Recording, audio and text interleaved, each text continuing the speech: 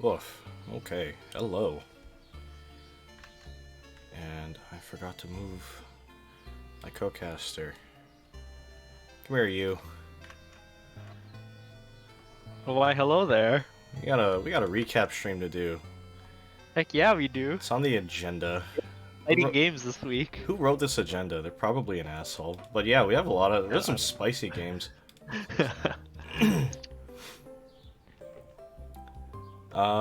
I think I only streamed one game for week 5 so far, and it was who the fuck was it? It was, I think, Siege and JC. Yeah, that was the first game of the week. Yeah, I'm not gonna recap it because I was already on stream, but that game funny as fuck. Oh my god, I was not emotionally ready for a metronome mirror match or I don't think a wheezing explosion for a KO. I don't think anyone was ready for metronome mirror match. No, Uh but holy shit, there was an experience. So oh, good. absolutely. Absolutely ridiculous stuff. So I'm very pleased with most of the games this week. Toward the end, Yeah, we had some really wait. saucy ones, which will be fun. Yeah. And we're still waiting on one to be played, but that'll be much later tonight, so Yeah, I not don't want to included in wait. the stream. Yeah, Yeah. that's too long. It's fine. Oh. Personally, have mixed hopes on it because I don't even know if one of our players is like. It sounded to me like he wasn't even gonna play. Yeah, to be But- fair, he's very busy with moving house and other things like that. Yeah, so. that's fair. But you know what? That's all right. If they play, they play, and if they don't, technically a 3-0 is not wouldn't be the worst finish. Yeah, And I mean, that's just the standard, right? 3-0 Yeah. is fine. it's fine. But you know, let's do this recap stream. Yeah, let's get into it. I'm gonna rip off the band-aid and just do mine first, because also it's right there. Okay. This is what makes me the I haven't saddest. seen a lot of these games yet. Oh, that's so okay. I saw most of this will them, and I be- didn't like mine. You know, this is probably, I think, the worst game this week. I've heard a Bye. lot about it.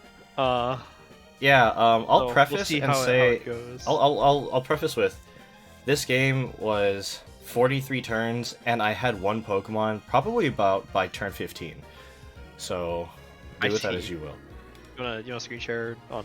Oh yeah. Let me throw that on real quick for you. Yeah, thanks. Boom, pow. I'm gonna hold on. I'm gonna turn on my ceiling fan because it's hot as fuck.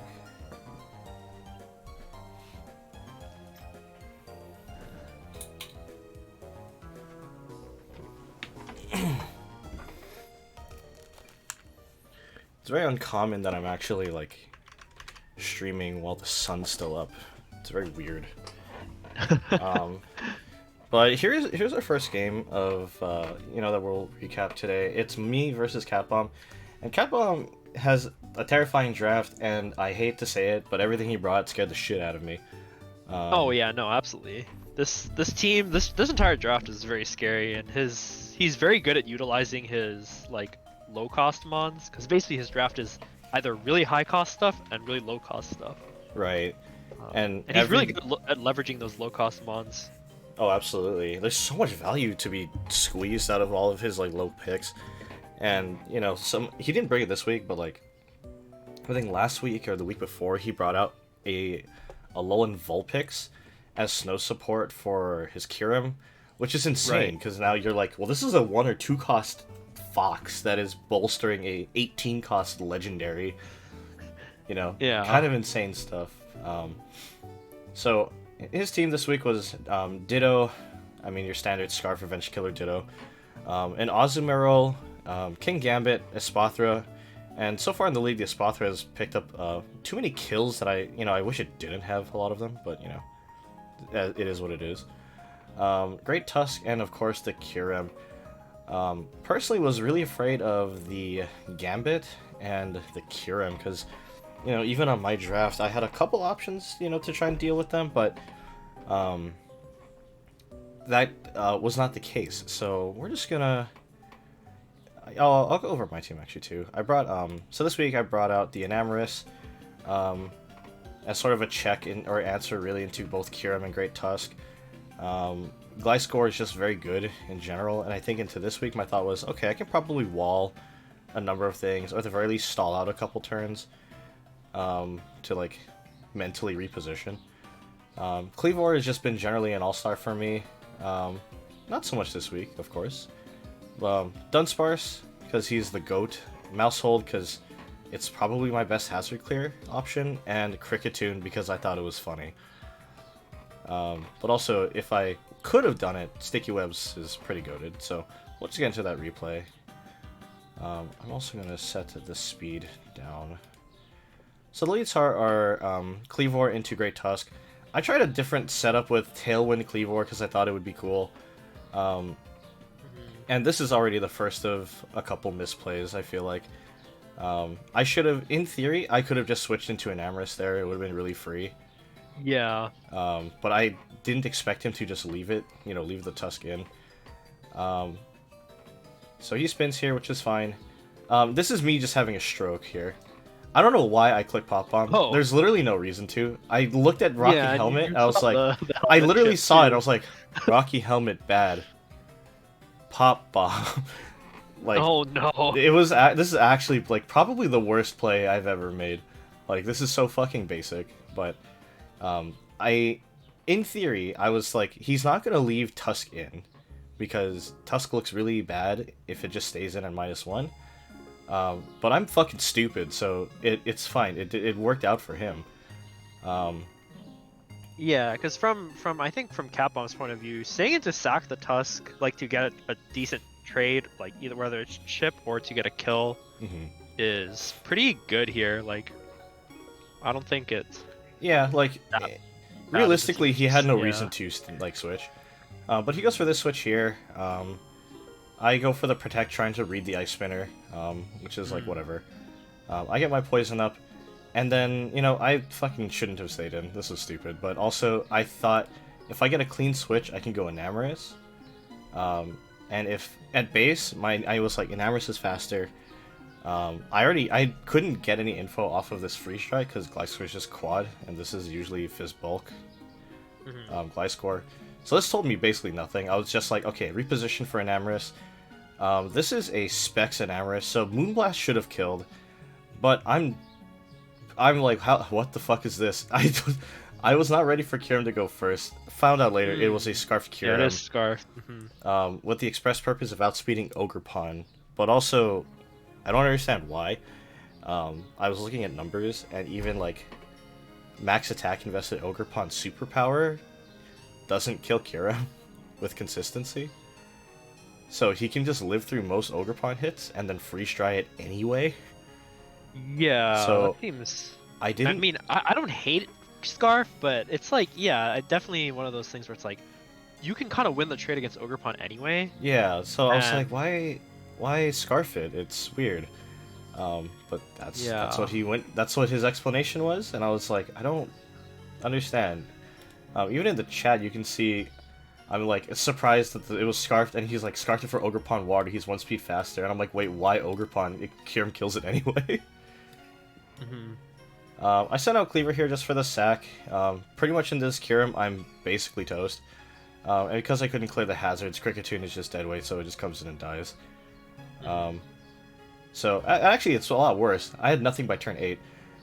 So you can see here we're already GGing, and then I start to fuck with him. Okay. Got him. We got Here his it ass. comes. Here comes the Dude, it's the the corn glare. specialty. Bada boo. para hacks. Ah, yes, Roost. So I It's read a the 33% switch. freeze dry. No, I don't. I'm fucking stupid. I headbutt anyway, because I'm like, he stays, right? Ironhead comes out, that doesn't kill, which is fascinating, and I glare it. And at para, it's slower than Dunsparce, which is hilarious. Got him. You got a full para there on the first turn. And then I agreed for coils because I'm Oh, like, no. okay, if I It's coil, beating. it's fine. He dances here, which is terrifying, but got his ass. And now I speed it up because this game's a mess. So I coil here, greeting. Iron Head comes out at +2. It does about the same damage as before. I roosted, basically giving him no ground. He hits again. Yep. I roost again. I would lose this stall war, but he gets the para, and then I just go for the para hacks, and I lose the flinch and the para, which is sad, but it's okay. He goes for this switch. I think I roosted here. Yep. Yeah, roosting on the switch. Yeah. He subs, but I'm +2, and I'm stupid, so I glare. I didn't expect him to go the subset this week. But he gets a CM, headbutt breaks it. Oh no, it's a clown fiesta. So he subs, I break it. I know he's trying to get bulkier than me, but this is a max special defense Dunsparce. Yeah, because he's basically just stalling turns to get store power boost, right? Pretty much. But you Which, can like, see I don't there. hate. You can see right there. That headbutt did 48%, so he has to keep hitting subs or he'll die.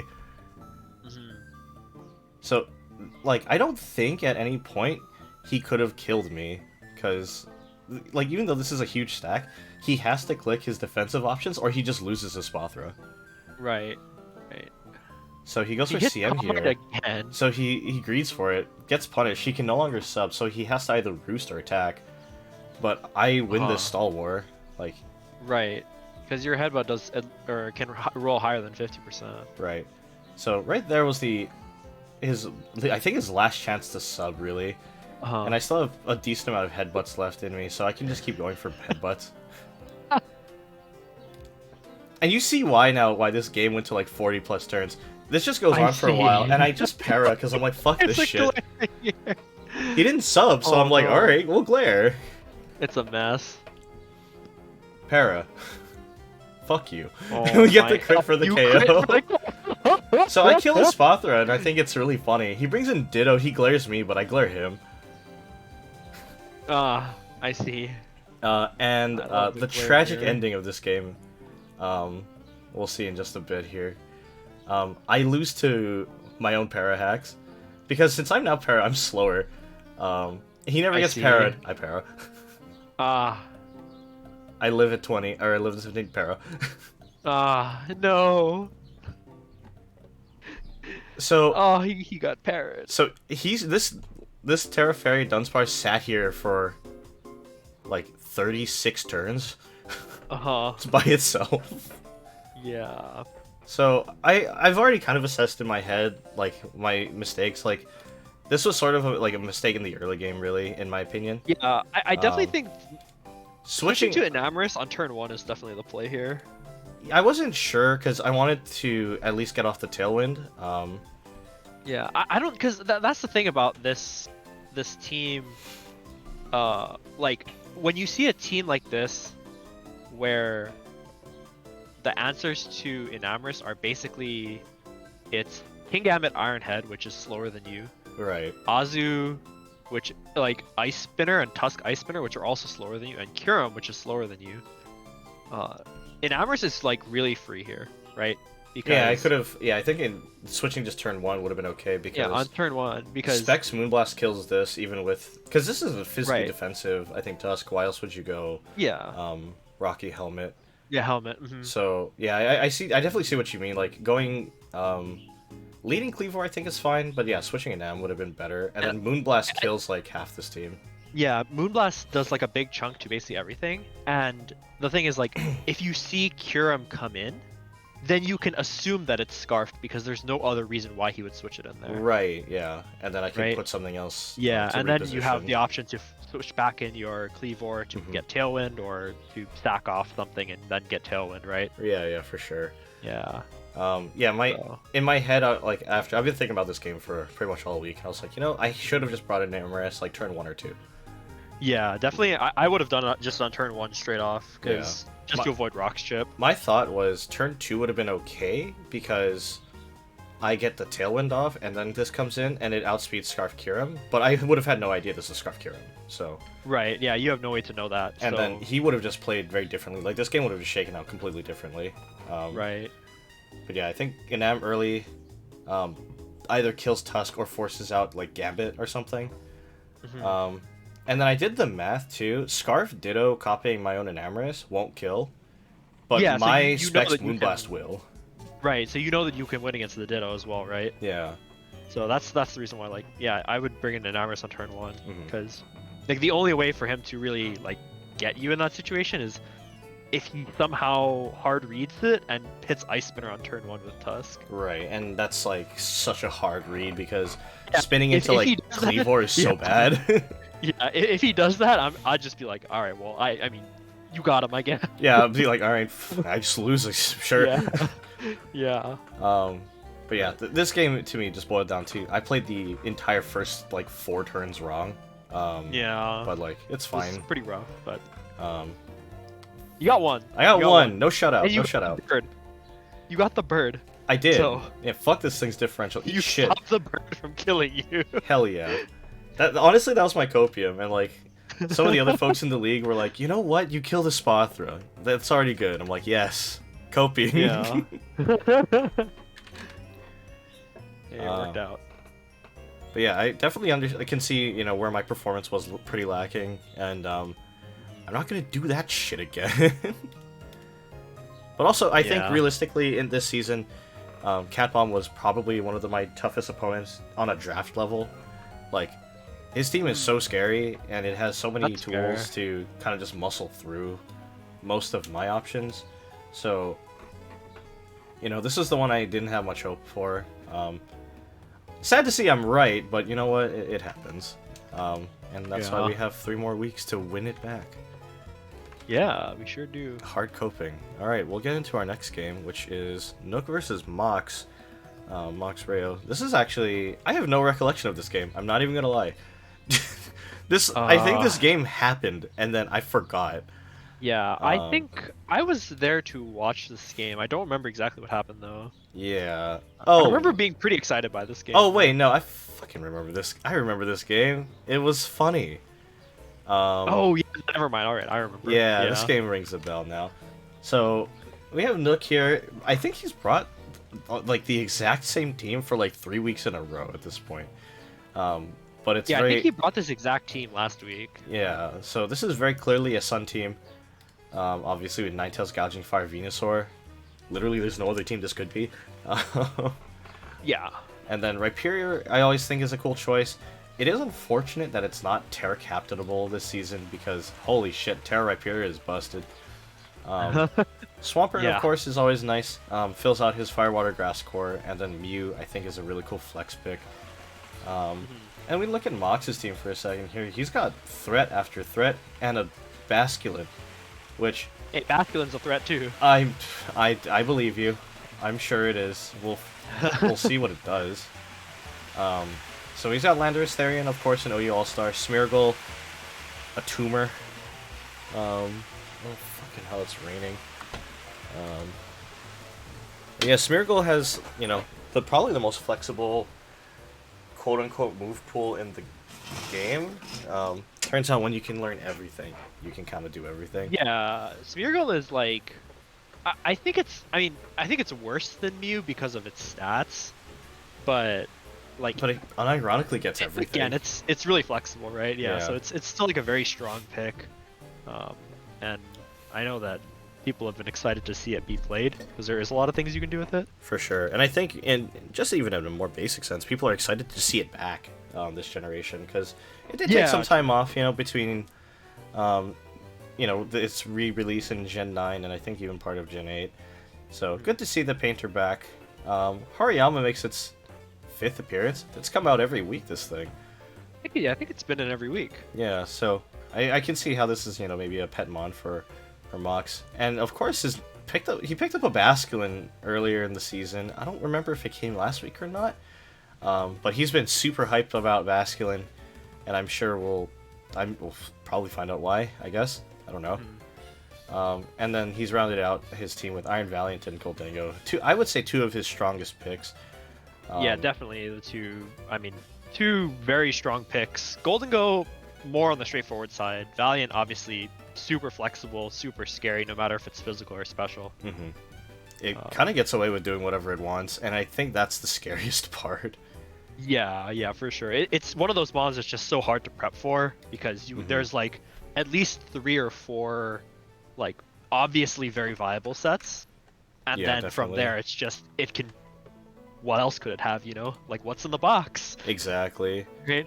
So it's kind of crazy to just see it like it just pops out and you literally just aren't ever sure until you see it either click like Calm Mind or Swords Dance, and even then it could just not click those and just click an attack. And it could be Scarfed, it could be Booster, anything more or less. Usually speed, but yeah, it could be Yeah. scarf. I've seen it played in draft with expert belt, things like that as well. Oh yeah, this thing, and Um, it actually has good coverage too. Even with just its stabs, very fighting, answers a lot of stuff. mhm. Yeah, With still access to other options, I think it gets like some psychic coverage, especially if it goes special. Um, yeah, you do get psychic and Psyshock. I know on the physical side, it's got things like leaf blade and liquidation. oh yeah, I'm kind Um, of a fan of the physical variant personally. Um, yeah, the physical sets are pretty cool. I just think it's really funny how it's like, oh yes, this thing, and then it randomly hits you with like a grass stab, and you're like, how? What? Yeah. Huh? You did what? Yeah, yeah. But let's get into this game. I think it'll be interesting. Mhm. I'll also set it to slow so the turns kind of inch out. We got the Ninetales lead into Smeargle. Switches right into the Rhyperior as I think Smeargle just sets a Sticky Web. Yep. Yeah, that looks good. Nook's showing off kind of the only issue with his team in that he has no way to clear hazards. Yeah, As it a does have Stone no Axe does hazard come out, control. and a Brick Break from Rhyperior brings Smeargle down to Sash. But then he goes for the Rain Dance actually to kind of clear the weather, which I think is kind of a smart play. Lets it go down obviously because what choice does he have? It's a Smeargle. Mhm. As Hariyama comes in here, there's a switch for Nook into Mew. Takes some chip from rocks. As Knockoff comes out for basically free, and there goes the leftovers. And he switches into Gold, which is, I think, very smart, as Draining Kiss does basically nothing. Yeah, literally 0 damage. If this had leftovers, you just heal it back. Ninetales comes in Yeah. here, eats the damage off the rocks and the speed reduction from webs. As Shadow Ball comes out and does, what, 45% into it from the Goldango? That's actually a lot. Mhm. Sariyama comes back in with the dance here, bringing in the Gouging Fire for booster attack in the sun. No damage or speed reduction here, so this is a Boots Yeah, Gouging Fire. boots, gouging fire.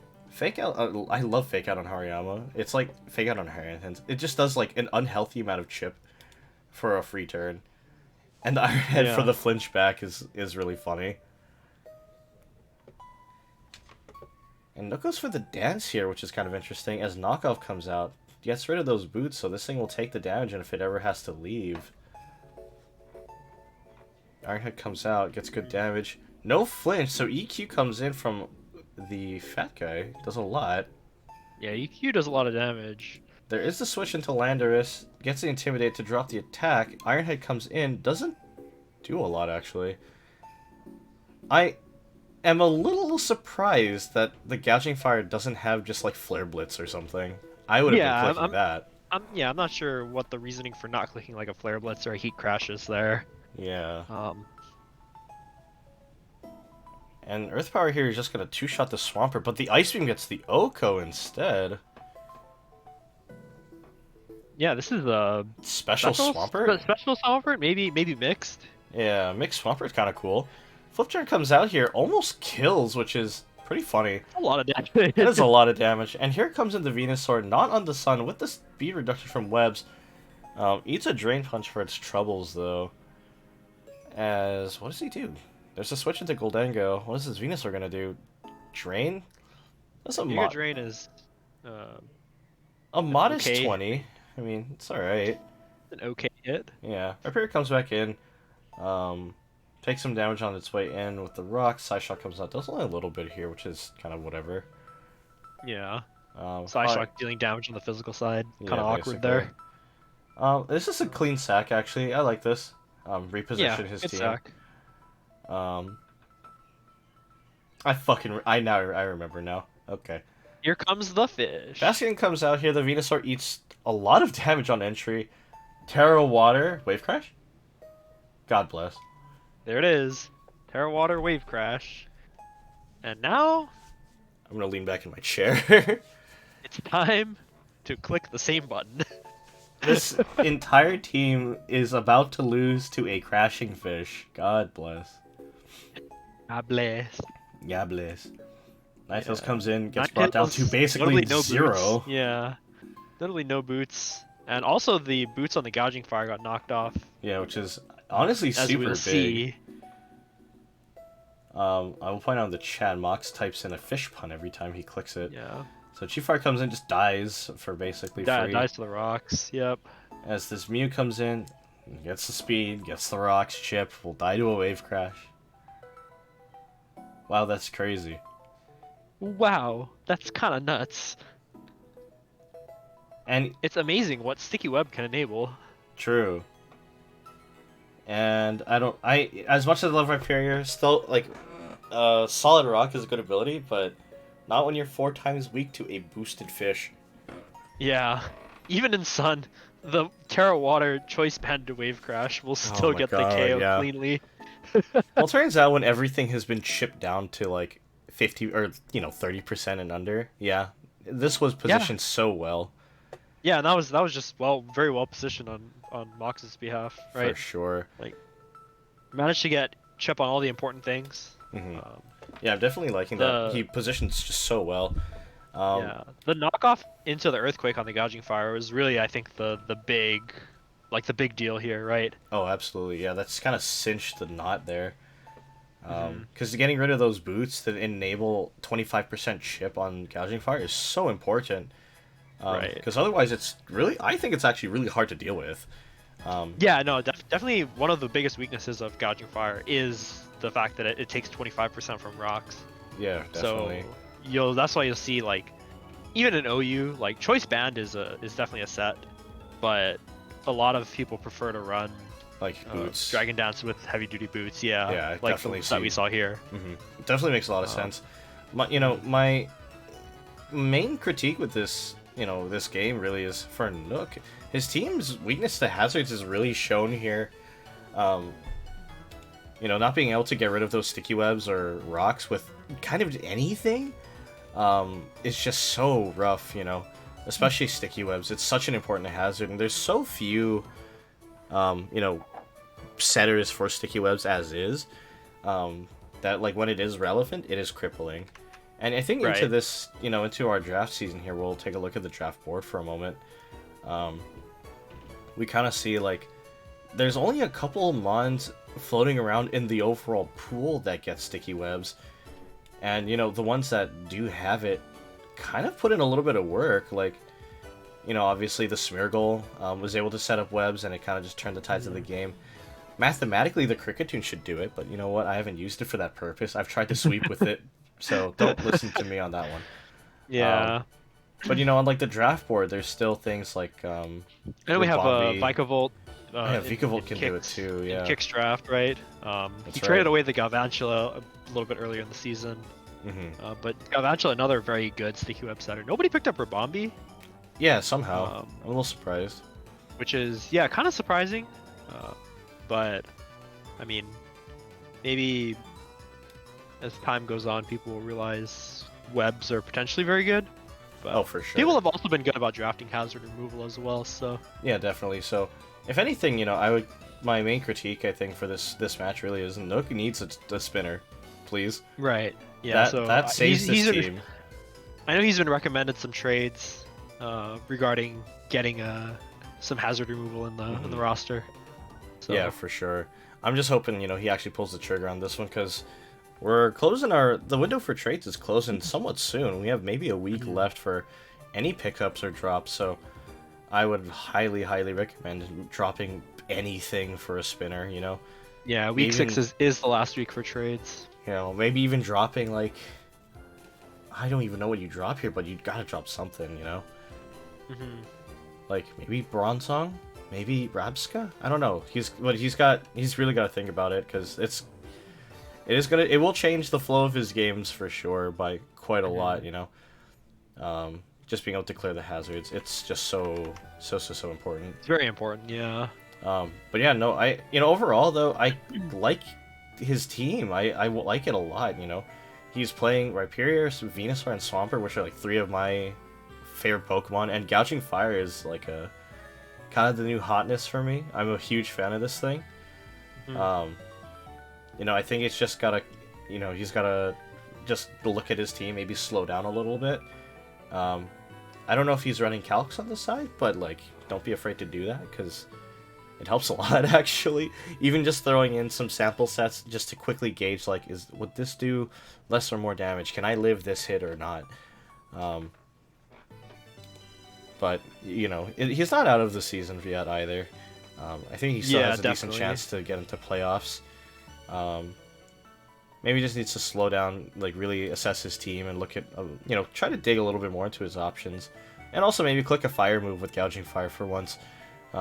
Yeah, I think hitting Iron Head there was a little bit questionable. I guess maybe he was afraid of the Iron Valiant switching him, but at the same time, like, Key Crush is not a bad option in that case either. No, by no means. So... And it's sun boosted too at the time, which is a lot. Yeah, so I think hitting the fire type move is probably the better option. We'll coach him a bit about that later. Yeah, that's gonna be a call.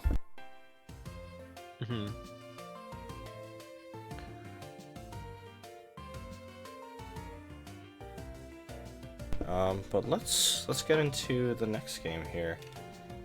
Yeah, but first, motherfucking fish. This thing.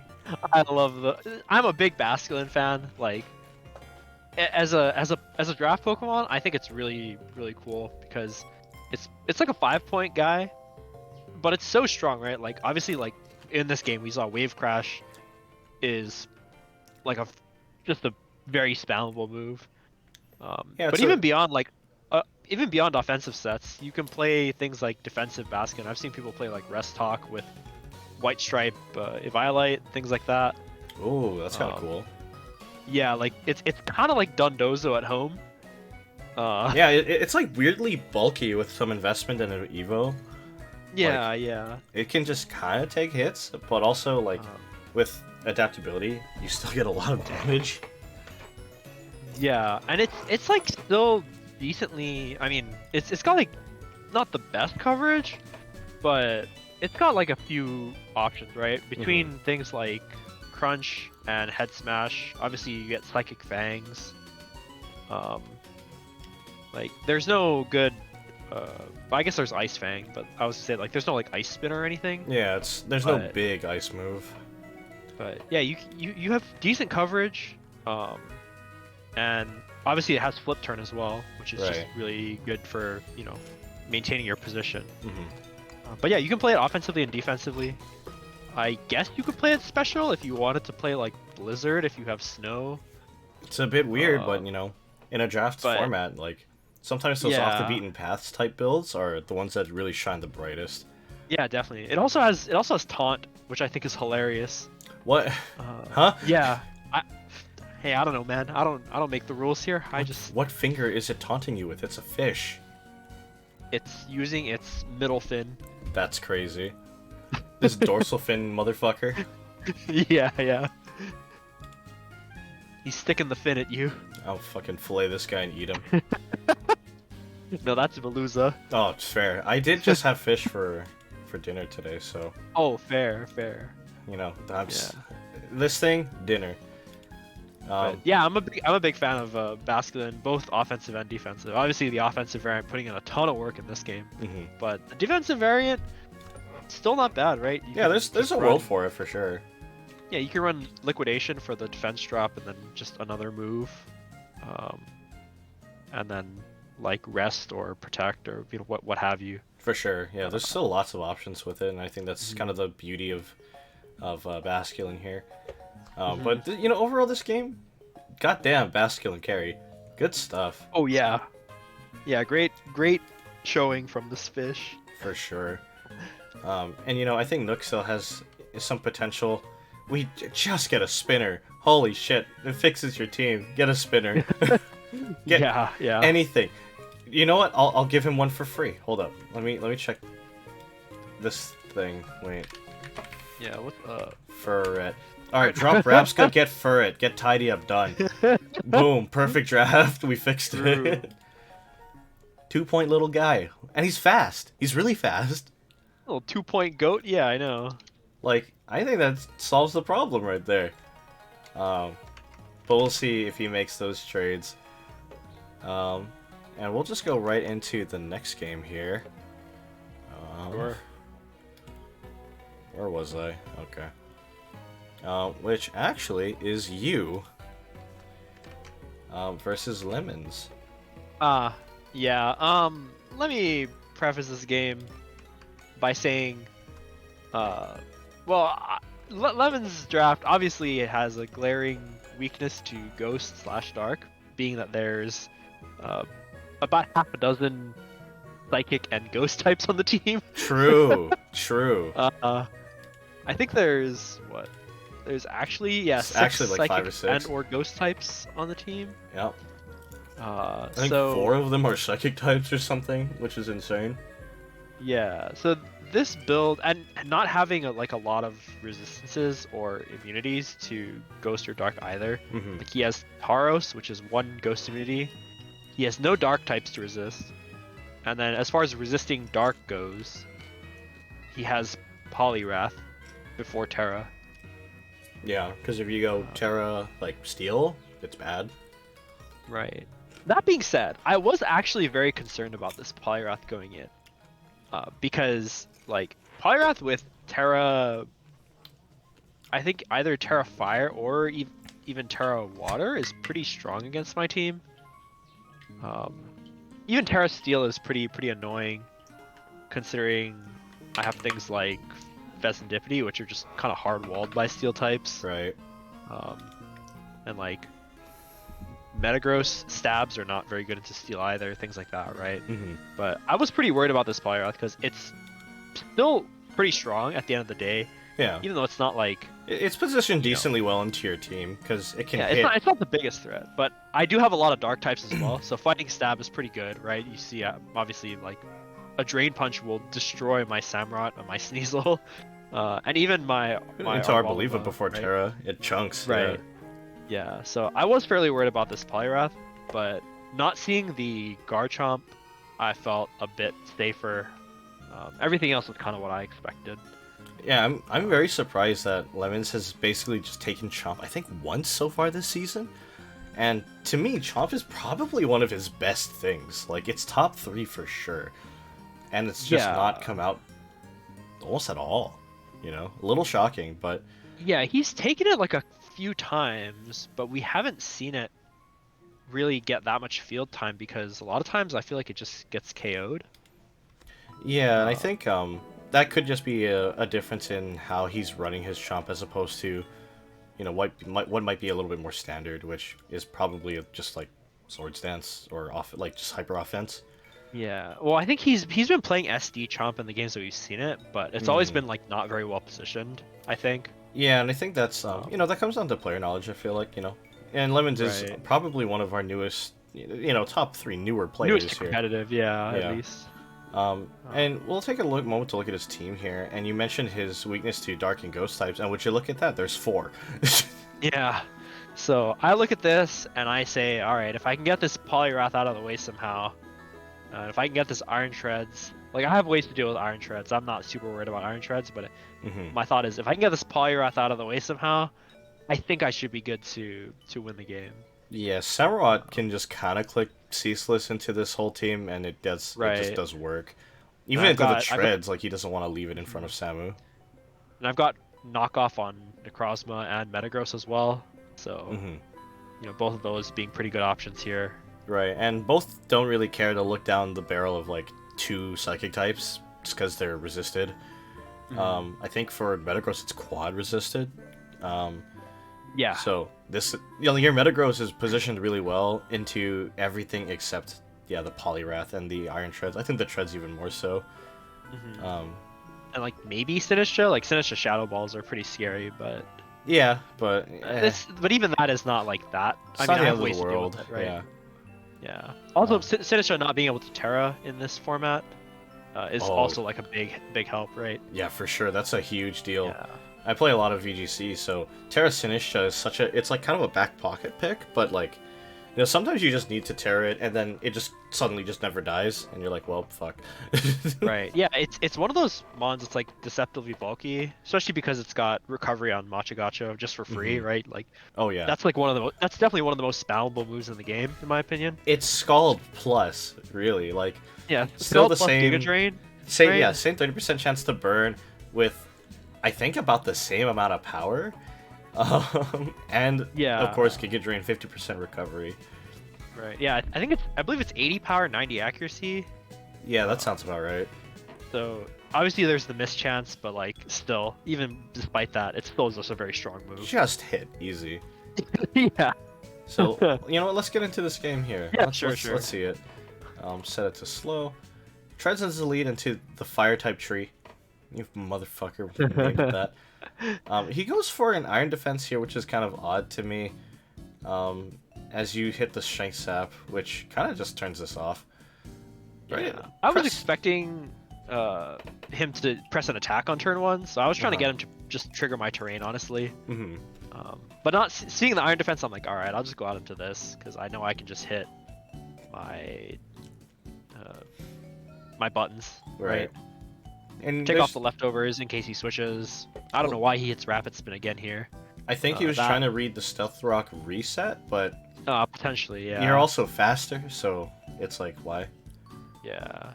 So Rock send back out here onto the Lottie. Just goes for the CM. Knockoff deals here, over I just get almost knockoff 60. again. Yeah. Ball Shadow doesn't Ball kill. goes off. Yeah, doesn't KO. Thanks to Prism Armor. Very good ability. Fucking hate that thing. And then the knock at +2 will just finish it off. Yeah. So I have weakness policy because I just expected something to hit me with like a knockoff or with a Shadow Ball early on. Mm-hmm.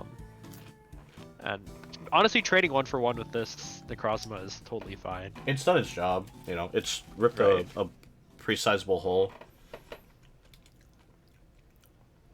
Alluring Voice comes down to the Pyrath, gets a healthy chunk off. Yeah, I get Alluring Voice on the switch in, which is kind of nice. Just here. with the Terra Steel. Steals. Drain Punch, oh, there's like 60 into it though. But you get we talked about this, right? Drain Punch pretty good into this if I don't Terra.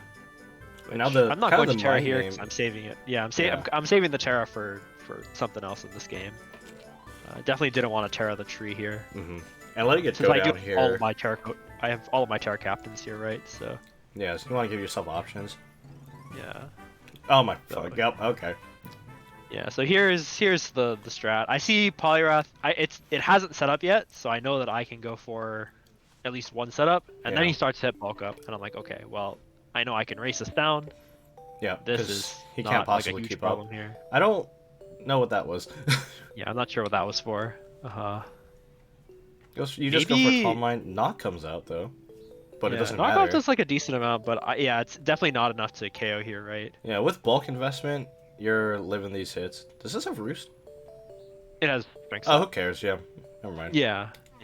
So, like seeing this, I feel pretty good about my position in this game. Yeah, there's sort of no way to break this. At least with Yeah, I not with probably this could have- Polyrath. Yeah, I could have gone for some more Calm Minds here, but I was like, I'm just gonna take the KOs because I know that at this point, I pretty much one-hit KO everything else in the game. Right. This switch felt to me very strange because I think letting Polyrath go down is really okay. Because preserving Mimikyu's disguise is so important. Right. Because if I hit an attack on the switch turn, it would already be dead here. Yeah. And he goes for the SD. I was very afraid of like SD Shadow Sneak, which is why I Terra'd there. Right. Or even like just Banded Shadow Sneak. Yeah. Oh, Bandit Shadow Sting would have two-shot you. I think even through Terra. Yeah, it's definitely pretty strong. But yeah, at this point, this kind of just a mop-up exercise. Yeah, at this point, not much. Mimikyu no disguise. You're really- not faster. Oh, are you? Yo, you are, because I'm burdened. I Never am mind. fast. Yeah. So. That just dies. Sinistra dies. Yeah, even special defensive Sinistra is gonna get KO'd by the 3+3 Yeah, plus 2 Drift Limb with Drift Limb. Ghost Stab. Yeah, that'll do it. Hmm. And then Treads comes out. It's at like no HP. Yeah, Right. okay. Yeah.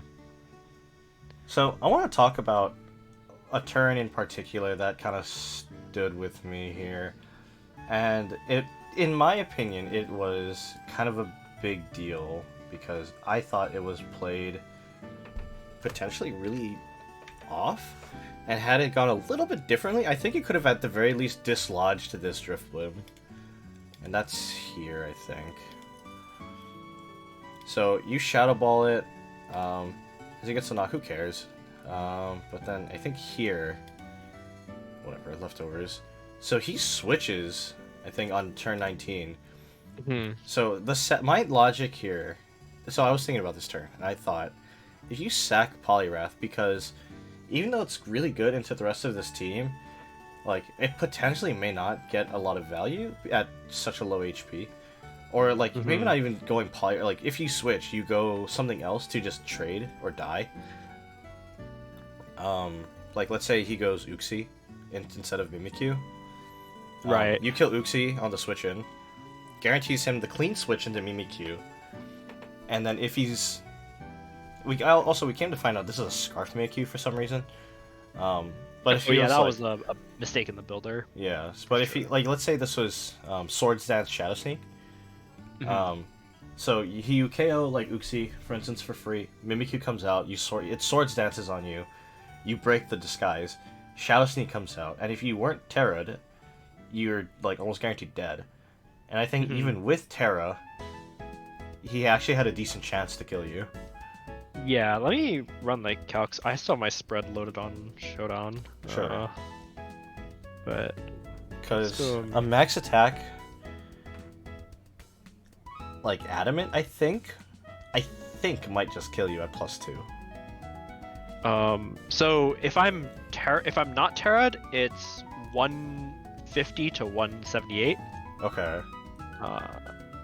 Or no, wait, I'm reading Shadow Claw. Sorry.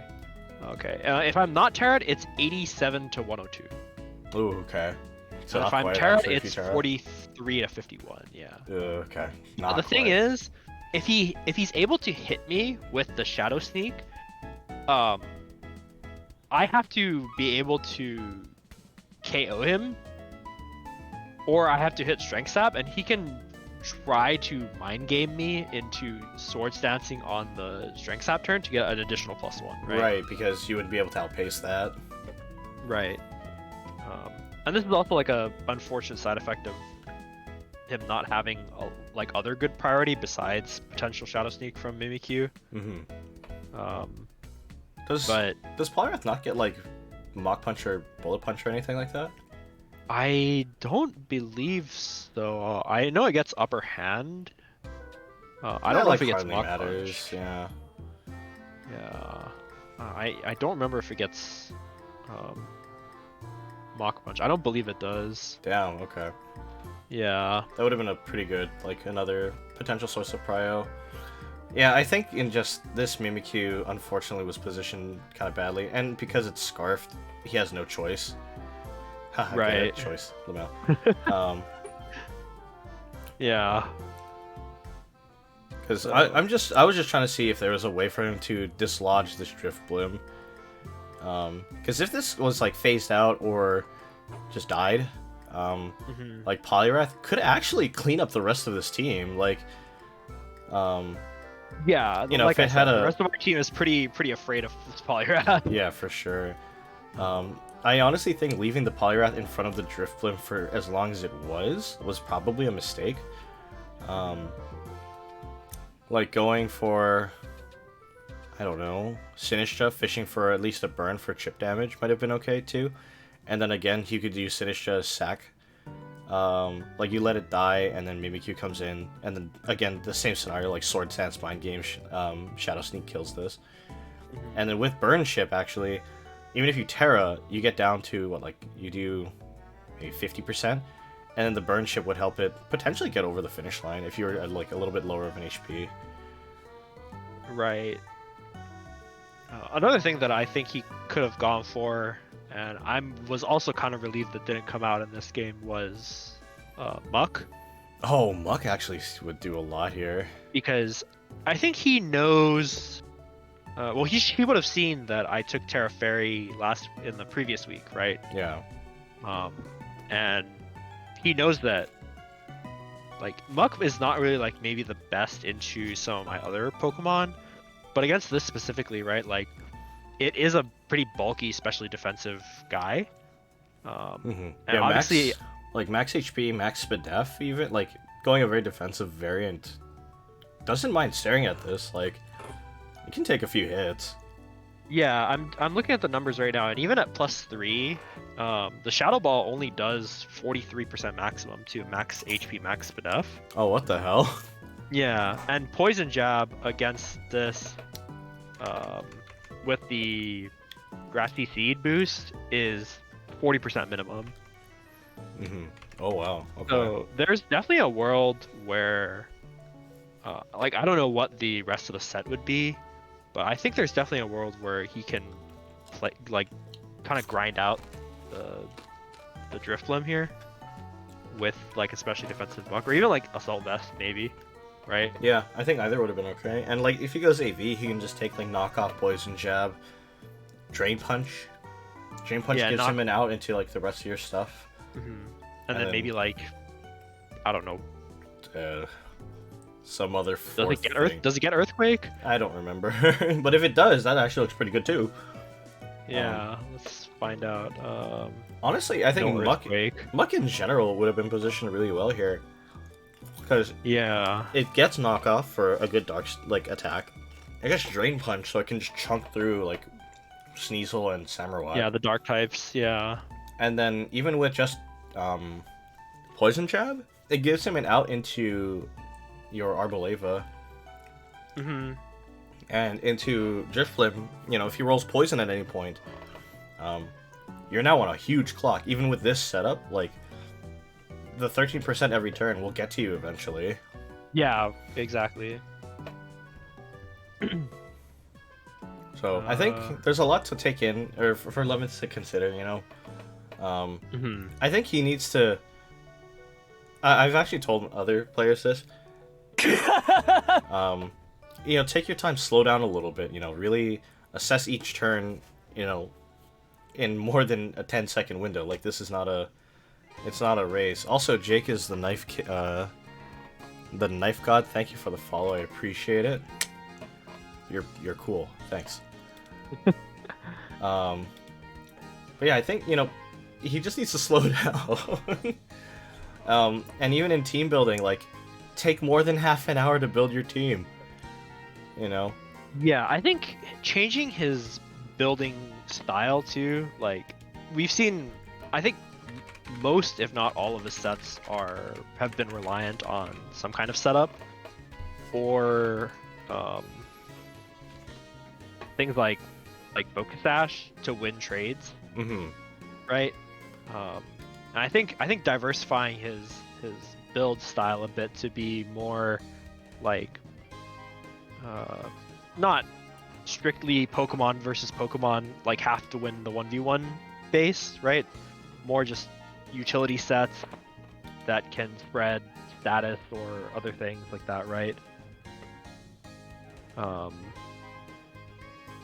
Just like different builds that are not entirely setup dependent, right? Yeah, for sure. I think would be very helpful for him. Yeah, he's favored a lot of like Calm Mind Uxie or Calm Mind Latias. I mean, we just saw Calm Mind Latias in this game.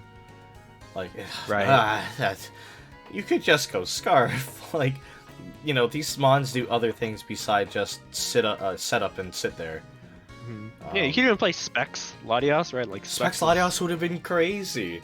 Like, Specs Latias is great when there's no Specs. Hear me out. Specs R-Sphere kills half your team. Boom. Right. When there's no fast Oko threat, like Drifblim is faster with Unburden, but like I need turns to set up to win that. Yeah. And like even looking at my team, things like even Zama, while it is faster, and even Samurott as well, while they can be faster with Scarf, they don't one shot Right. by any means. Yeah, they with lose their so much stab power moves. if you're not going Like something they need else. setup to get those Okos. So having just like another, or having like a specs option, like just as a wall breaker, or as just a upfront threat, not even like necessarily for breaking like a wallmon, but just as like, hi, I have a thing that does not need setup to kill you, right? Is just like something that I think he can consider a bit more. Yeah, for sure. Yeah, all these like, I think most of his draft is not that one-dimensional in that it's only good as a setup sweeper. Like, everything has options, and I think he just needs to really explore what he can do. Because, like, yeah, Chomp is crazy, and, like, if it's Scarf Chomp even, it still is a lot of damage. Scarf or Specs Latias is great. I feel like the only thing I've seen him Scarf so far has been this Mismagius, and it's only to gimmick a Destiny Bond. Yeah, I know we've seen Scarf Mismagius a little bit. But, like, these things do more than just set up or gimmick out a kill, And I hope he takes the time to really look over what he can do. Instead of... I think he's copying the Smogon like, sample builds maybe a little bit too much. Potentially, yeah. So if he broadens a little bit, I think he can really figure out, kind of like in a way limit test what his team can do, and I think that'll probably give him a better viewpoint of what each mon and his team can do, because there's more to do than just click Iron Defense Body Press on an Iron Treads, Yeah, absolutely. Iron Tread's definitely like a super flexible mon that I think should be utilized in different ways, right? For sure. So, I'm sure he'll... I would hope he sits down and really digs through it, because, a lot of Pokemon have really cool moves. And it's in that creativity, I think, is when we get some of the coolest games in the seasons, in this kind of draft format. I'd love to see something like Defensive Garchomp or like Special Iron Treads come out one of these days. Specs Chomp, here it comes. Oh my god. It gets Draco Meteor! Can't be bad. Specs Chomp, not even bad. It gets like Fire Blast and shit too. Can't even bad. Can't be bad. Yeah, it's got strong moves, yeah, for sure. But yeah, this is, what, I think we're good on this one. We'll go to the next game. Yeah, and move on. So, this one's funny. I'll preface this game and say, I worked very closely with Big Honey, or Kendall's Fajita, in this case, on his team. Because, unfortunately, I will say, Big Honey is currently the lowest placed, I think, on the leaderboards as of the prior to this week's scorings. Yeah, as of last. Yeah. And he told me, I just don't want to get completely shut out. I'm not going 0-8 this season. I'm like, you know what, bet. We sat down for like an hour, 2 hours, and just labbed out a team.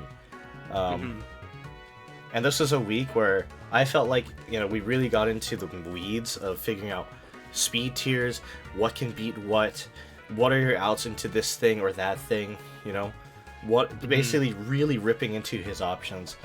In a way, it's sort of what Lemons could be doing too. Yeah. So we labbed it out, we threw everything together as best we could, and this is the team he came out with. It's Ninetales, it's Alolan Ninetales, Galarian Zapdos, and Alolan Muck. So very funnily, we have just three very regional forms at the top half. Yeah. And then we have Donphan, Clodsire, and Dusclops.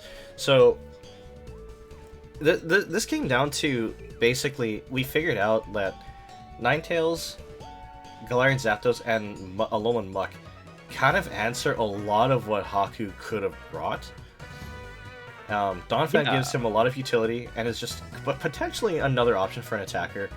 Clodsire is very funny, and I'll show you why.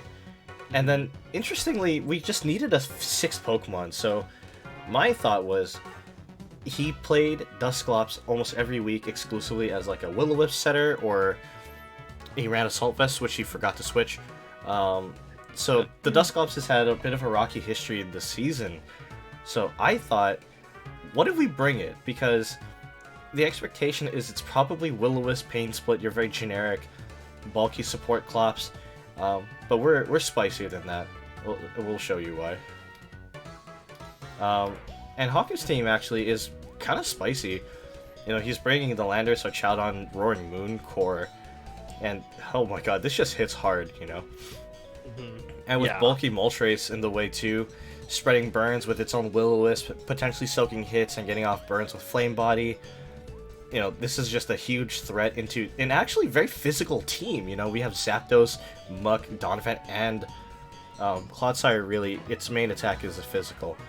So it looks so good into, you know, Big Honey's team. And then the Dachshund here is an interesting choice, and I think it's kind of a very specific tech choice into Dusclops. And the thought is, I think it's here just to soak Will-O-Wisps, and then get a free Iron Defense, and then just click an attack. Yeah, I'm not really sure what this Dachshund was intended for. Yeah, because it kind of doesn't like pretty much anything else that Big Honey could have taken. I guess it was here to answer Kingdra and Latios. Yeah, I guess there are three dragon types too. Noivern too, yeah. Yeah, 3 with the Noivern, right? Yeah, three dragon types on this roster. But I mean, yeah, besides like answering that, it's not really that good. Yeah. And as well, you know, if you want to answer those dragons, you have other things. Like, I think this Porygon 2 is probably a better answer into the dragons because it's just bulky and can status and then, you know, do other stuff. Yeah, I think Empoleon is actually quite good as well, right? I mean, it's got Steel type to resist the Dragon Stab. Right, you have Ice Beam as like a good option just into all of them. Yeah, definitely. And into at least... for, I guess, Kingdra, right? And even into Kingdra, like, you still can pack other options. Like, just hit it. Because Kingdra can't really hit you with Draco Meteor, and it can't hit you with Hydro Pump, because... You're a fucking Empoleon. You quad resist those. Kingdra doesn't have great stab options or any options really into Empoleon. Right. I definitely agree. Empoleon would have looked better. Also, into the team that ended up coming, Empoleon goes crazy. You know, it insta kills like 2 or 3 of them and then walls everything except the Zapdos. So, you know, interesting choice to bring the Dachshund here, but I think it is Haku kind of showing his trademark ice prep for a thing that didn't show up. Yeah, like he again, prepping a very specific thing for a very specific thing that didn't actually show up. Yeah, and you know, let's just see how this game plays out here. For sure. This one was funny. So we got the Moltres lead into the Donphan, and I like this lead a lot because Donphan can exert a good amount of pressure, and at the very least, it goes rocks. The Wisp comes out, it does burn it. It's just fine. I mean, this thing's purpose is to get up, you know, hazards and be a clearer. As the Dusclops comes in here, as Haku goes for the flamethrower into the Clops, does a decent amount of chip, and here's the sauce. Porygon 2 comes in, who cares? This is what we call prime gaming. Curse. Boom. Ghost type curse. Boom, 25%. Yup. That is definitely a move. Haku goes for the panic switch here. He actually told me it was a panic switch. As Dusclops just pain splits, heals all the way back up. Goes for the roost, and does land here. As Nightshade comes out, did just deal a clean 100 damage. Very respectable. Porygon 2 comes back out, and I think he goes curse here again? I forgot. I think it's curse. He does, Please be cursed. Fuck yeah. Gets a healthy amount of chip here. And then I tell this set, I'll pause it here.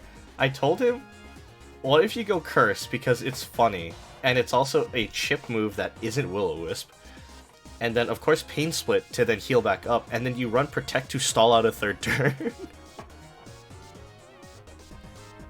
So this Dusclops is an absolute menace, and I love him so much. Yeah, I mean that's just like, it's a very funny set. But it's actually like pretty functional into this kind of team, especially because like outside of, I would say, like Roaring Moon and potentially Landorus, there's not like a lot of threats that can like one-shot the Dusclops, right? Like you're almost guaranteed to get at least one turn of something after the curse, right? Like, you can pretty much survive a hit from anything, Exactly. get the curse, and then stall it out for like at least another turn, right? Yeah, it just looks so good here. And then, of course, we saw that turn play out exactly as I kind of prescribed, except we didn't see the pain split in between, where he went curse and then stalled out an extra chip turn, reading an attack. So you go, Big Honey goes for the switch into Alolan Muck here, as the Porygon recovered to then get chipped down another 25%.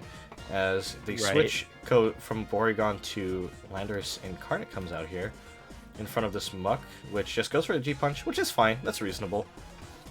He was looking at a normal type. Switches into Galarian Zapdos, which I think is funny. Rocks is whatever.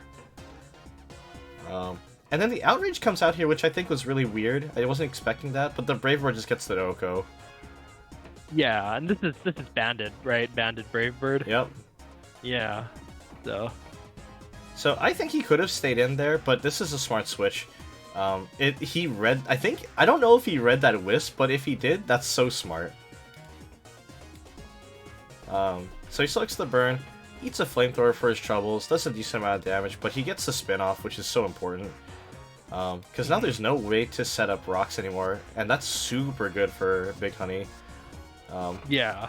And then he switches into Clodsire here. I'm kind of a fan of this switch.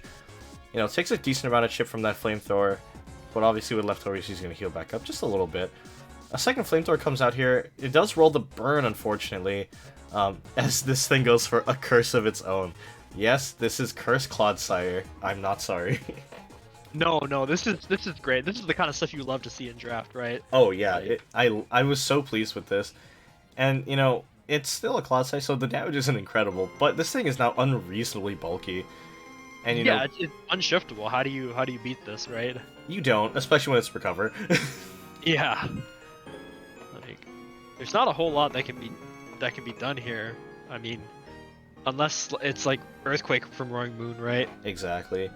So right there, Haku went for the Hurricane. I think trying to fish for the Confusion, actually.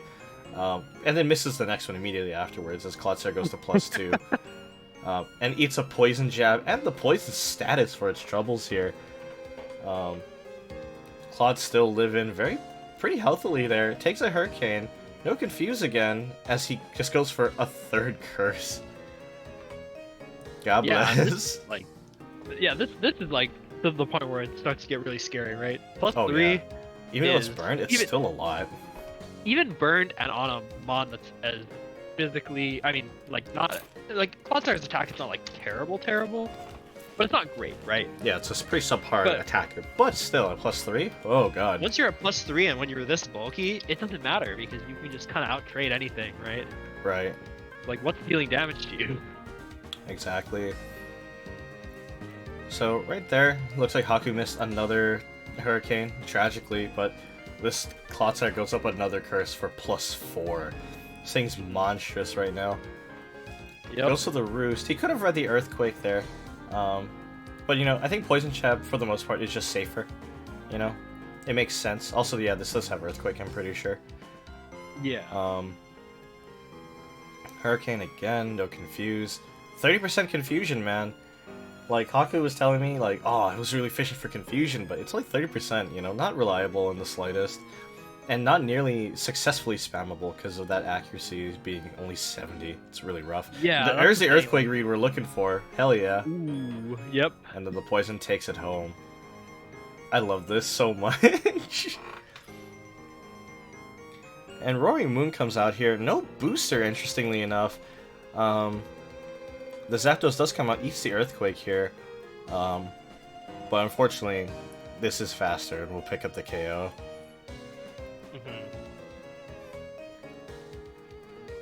And here comes that Ninetales, and I'm excited for this one because it's Scarfed.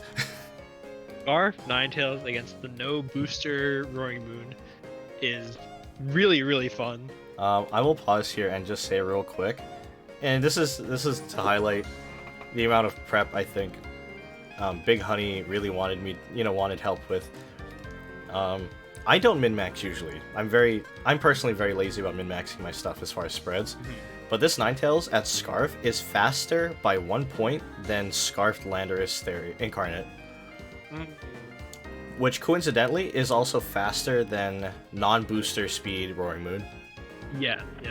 So Yeah, that's just good prep right there. this thing is super fast, and I don't remember if it was timid or modest, but it doesn't matter. It's fast and max special attack. Moonblast will kill pretty much anything. Oh yeah. So we'll keep going here. Archaludon comes in. The good switch here into Donphan. I'm okay with this. As it eats the Flash Cannon, you know, it dies for its troubles, but, you know, it gives Big Honey a clean reset here. As the boy comes back in. There's the Draco, which does a healthy amount. As he just goes for the recovery to just heal back up to a nice amount. Unfortunately, Draco reduces your special attack by 2 stages. True. And now you're in this very awkward position of, well, I just lowered my special attack by 2 stages. Yep. And now, the fun part... So, this is an interesting play. He goes for the Electroshot here, which is odd, with no range setup. I didn't really understand what the point of that was, but I guess it was just to get the +1 to start balancing out his -2, but that's so slow. For 2 turns, and you're not even going to do any damage. It's like... It's so bad. It is actually... That is actually really bad. I would have just gone for a switch. Slot in 2 turns, right? Like, that's Right. kind of miserable. And worth pointing out here, that Earthquake may look like it dealt a suspicious amount of damage. It's because this is an unaware Claude. Yep. So, unaware Claude really showing off his stuff. It does not care about those defense boosts. And that was something I discussed with Big Honey. I was like, unaware Claude does not give a shit about those +2, like the bonus to defense from Arch. You know, actually, that's a good point. I forgot about this interaction. We were going on about how bad the special attack raises. It's even worse because unaware also ignores the the detriment. Yeah. I've heard this argument. Yeah, I've heard this argument as well with in the context of VGC, where I think like Dondozo gets unaware or something. Something popular gets unaware. So it's like, oh well, I'm unaware. You Dracoed, but I'm too stupid to notice the -2. Yeah. So yeah, on real talk, yeah, spamming the Draco, because the Draco hit for what, like 30, 40, 28. Something like that, yeah. Yeah, hitting for 28 was pretty good. Flash Cannon is doing only 18 fairly consistently, so it's a lot worse. Yeah. And even with the crit, only does it around 24. As these Earthquakes are hitting for consistently like 20, at least 25, and at +2 hitting for 40. You know, it's really starting to stack up. Goes for the Protect here. Earthquake, you know, that's a reasonable click. You know, you wouldn't expect the protection there, or if you were hard reading it, you could have gone for like a curse. But I think this is okay. Cannon, almost nothing. Earthquake, base brings it down to almost nothing. You know, a little bit of healing, but you know, this Claude, he goes for the Protector, which is like, sure, kind of a desperation move, but the recovery is just sort of like, alright, that's free. Yeah, I mean, recover is pretty easy click here. Oh, for sure. And the Draco comes out, and I don't think he's registered that Draco still dealt around 30%. Yeah, that did the same amount as before, yeah. Yeah, but it's a bit too little too late, as this goes down for, you know, for pretty much free at the end. Porygon 2 comes out, it's on no HP. It does trace the unaware, so it is ignoring these defense boosts as it recovers here in front of this Claude, which is now going to do only meh damage. But, you know, this Claude has really done its job. It picked up 2 of his, you know, I think of Haku's stronger things on this roster, which is just really funny to me. And now the Porygon is... Yeah, Claude Star's on the board. Had 2s, I think, and I don't think it died this game. Oh my fucking god. It lived on 1 and healed with the... Oh my god. He lived. The fish who lived, I tell ya. Poison Jab comes out, you know, just chip, whatever, who cares. Yep. And he goes for the switcher into the Alolan Muck, and really this Muck is now postured to just close out this game. what can really this Dash 1 do? The Porygon is just going to kind of flounder around, gets a recover off, sure. As a knockoff, gets rid of that Eviolite, and it gets the Poison Touch. So, insult to injury on that one. And really showing that this game is practically over. The T-Wave does come out to fish for, for Parahacks, and it does proc there. But that's sort of the only reason I think he went for that. As an Ice Beam does come out, gets some chip, whatever. But the Drain Punch gets the KO, heals this back to full. And now this Dash 1 has to stare down the Alolan Muck, which this can't possibly do any damage to. Wow, that's crazy. Wow. Much wow, very... The knock comes Very out, dog. gets rid of that Assault Vest, which who cares? But the Poison Touch again goes off for that that Poison status to really show that this game is over and done. As a Drain Punch comes out, I don't want... Just click Poison Jab, bro. We're not trying to use Last Resort here. That doesn't move. That move doesn't exist anymore. And Haku just clicks the Trailblaze just to prove that this is Snoop Dogg, as it dies to an infection. Yep. So for Big Honey, this is such a huge game. It's his first win and a very handsome looking win at that. Picking up some clean KOs with Curse Dusclops. Curse Dusclops. That is so cool. It's so funny. Hmm. Yeah, this is just a very well prepared team. I mean, it ended up being also positioned very well into the opponent's team, but yeah, I mean, great win for Mr. Honey. Oh, absolutely. The only thing I critiqued him really after that game, I messaged him. I'm like, the only bad play was sacking, the Zapdos for no reason. Mm-hmm. But like, whatever, it's fine. In theory as well, sacking it there is fine because it already got the KO. It just positions his Ninetales in better, and then he gets the Moonblast off anyway. Right. So overall, very well done, I think, for Big Honey. Really good stuff. Also, fun fact, this Zapdos' whole purpose was to beat Archaludon. Because with Thunderous Kick and Band, you do 70%-ish, and you ignore Stamina. Right. So I was like, yeah, just run this. Click Kick, you kill Arch.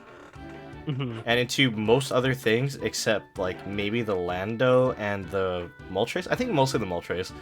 Just clicking Thunderous Kick is pretty safe. Because into Lando, Lando doesn't have great options into Zap because it doesn't get a good flying move without Terra Flying. Yeah, there's not really like a good flying option for the genies, right? Yeah, so unless you're Tornadus for some reason. Well, yeah, but it's cheating. But into this case, clicking Thunderous Kick into Lando, pretty okay too, because the first one will deal, I don't know, like 30-40%, and then at -1 it's going to deal like another like 50 to 60. So yeah, it'll just like with Stealth Rock's chip, it just gets there for what feels like no reason. But you know what? It didn't happen. That's okay. Dusclops had Curse, and that's funny as shit. I really want to give this the Deranged Tech Award, because who the fuck runs Curse in 2024? Like, yeah, Ghost type Curse always the fun one. Ghost Curse is a thing, and if Mox was here in the booth, he would also gush about it. Ghost Curse is like a Gen 3 strat. We are 6 generations late, and we're running the same shit. Like, this is just a Gen 3 build, and it's so funny. Hey man, that's what draft is for, right? It's for you to play fun stuff that you normally wouldn't play. Big facts. Otherwise, right? Big facts. Whether it's things are older gens or like just funny things that you found but haven't been able to use. For sure. I did tell Big Honey when I was helping him prep his team, because I was like, I don't know how to run Dusclops this week. Like, what do we do? Because the standard Will-O-Wisp variant looks terrible, because I figured that's what Dash 1's existence was for. So I was like, okay, what do we do? And I clicked onto the 3rd gen tab on Smogon and scrolled down, looked at Curse, and smiled. And I said, hey, what gen did you like playing? He said 3 was pretty cool. And I said, bet, we're going this build. We're going back. Here's a time capsule. You know, and we built this team on a Thursday, so really a Throwback Thursday moment. Ooh. So, really well done for Big Honey. You know, I'm so happy this team ended up working out. You know, for Haku, I think, in my opinion, and I'll just, you know, I'll just state this. I think getting really focused on countering one specific, or, you know, 1 or 2 specific things is generally just not great practice. Yeah, definitely something that he's been trying to work on, maybe to varying degrees of success. Mm-hmm. But yeah, like we've seen it several times throughout the season so far. Right. You know, tunnel visioning a bit too hard on one thing or another, and then Mm-hmm. if it doesn't show up, you're just stuck with awkward set that doesn't really do anything. Yeah, for sure. You know. Yeah. And this goes back. I'll keep making the joke. Trick Pechaberry was a set that came out last season to beat a Gliscor that didn't exist on the team he played. So Right. I think really best practice is just prepare what you think is reasonable, and if you wanted to counter a thing, dedicate maybe a Mon, but make sure it has options to deal with other stuff. Like, Right. if you're bringing this Dash Bun, make sure it can hit, you know, other stuff, which into Big Honey's team is basically nothing else, because there's like 2 or 3 big poison types, which, hey, look at that, they both came out this week. And Right. Dash Bun just doesn't exert a lot of physical pressure. It's a pretty good tank with Assault Vest. It's not too bad, but it's really reliant on getting that +2 from a fire attack, which, you know, there was not a single fire attack to be seen this week from Big Honey, so it really just, in my mind, it sort of invalidated the Dash Bun pick entirely. Yeah, for sure. I mean, Doxbun, like, it's a good support mon, but if you're gonna play it as an attacker, you're kind of forced into either body press or, yeah, like you said, getting the +2 from absorbing a fire attack. Right. So yeah, I mean, you can't really always plan around like specific cases like that, right? Especially when your opponent has the option to not represent a fire attack. Exactly. And I'm gonna actually flip to the draft tab real quick here. Worth mentioning, Big Honey has 0 fire types, so Right. even more so, like that variant, this Dash Bun looks even riskier to me, because it's And like, even well, if Will-O-Wisp is likely on Dustclops, which, like, I totally understand that as, like, kind of being like a team read, yeah, right? Like, I think it's reasonable to expect Will-O-Wisp on a Dustclops. for sure. Yeah. But that being said, like, there's no guarantee that you'll be able to position the Doxbun into that even, right? Like, what if he Will-O-Wisps, like, and you see that he has it, but it burns something else, and then on the next turn he switches, right? Like, he's not going to spam Wisp at you. Right, yeah, because that's such an unreasonable play. Right.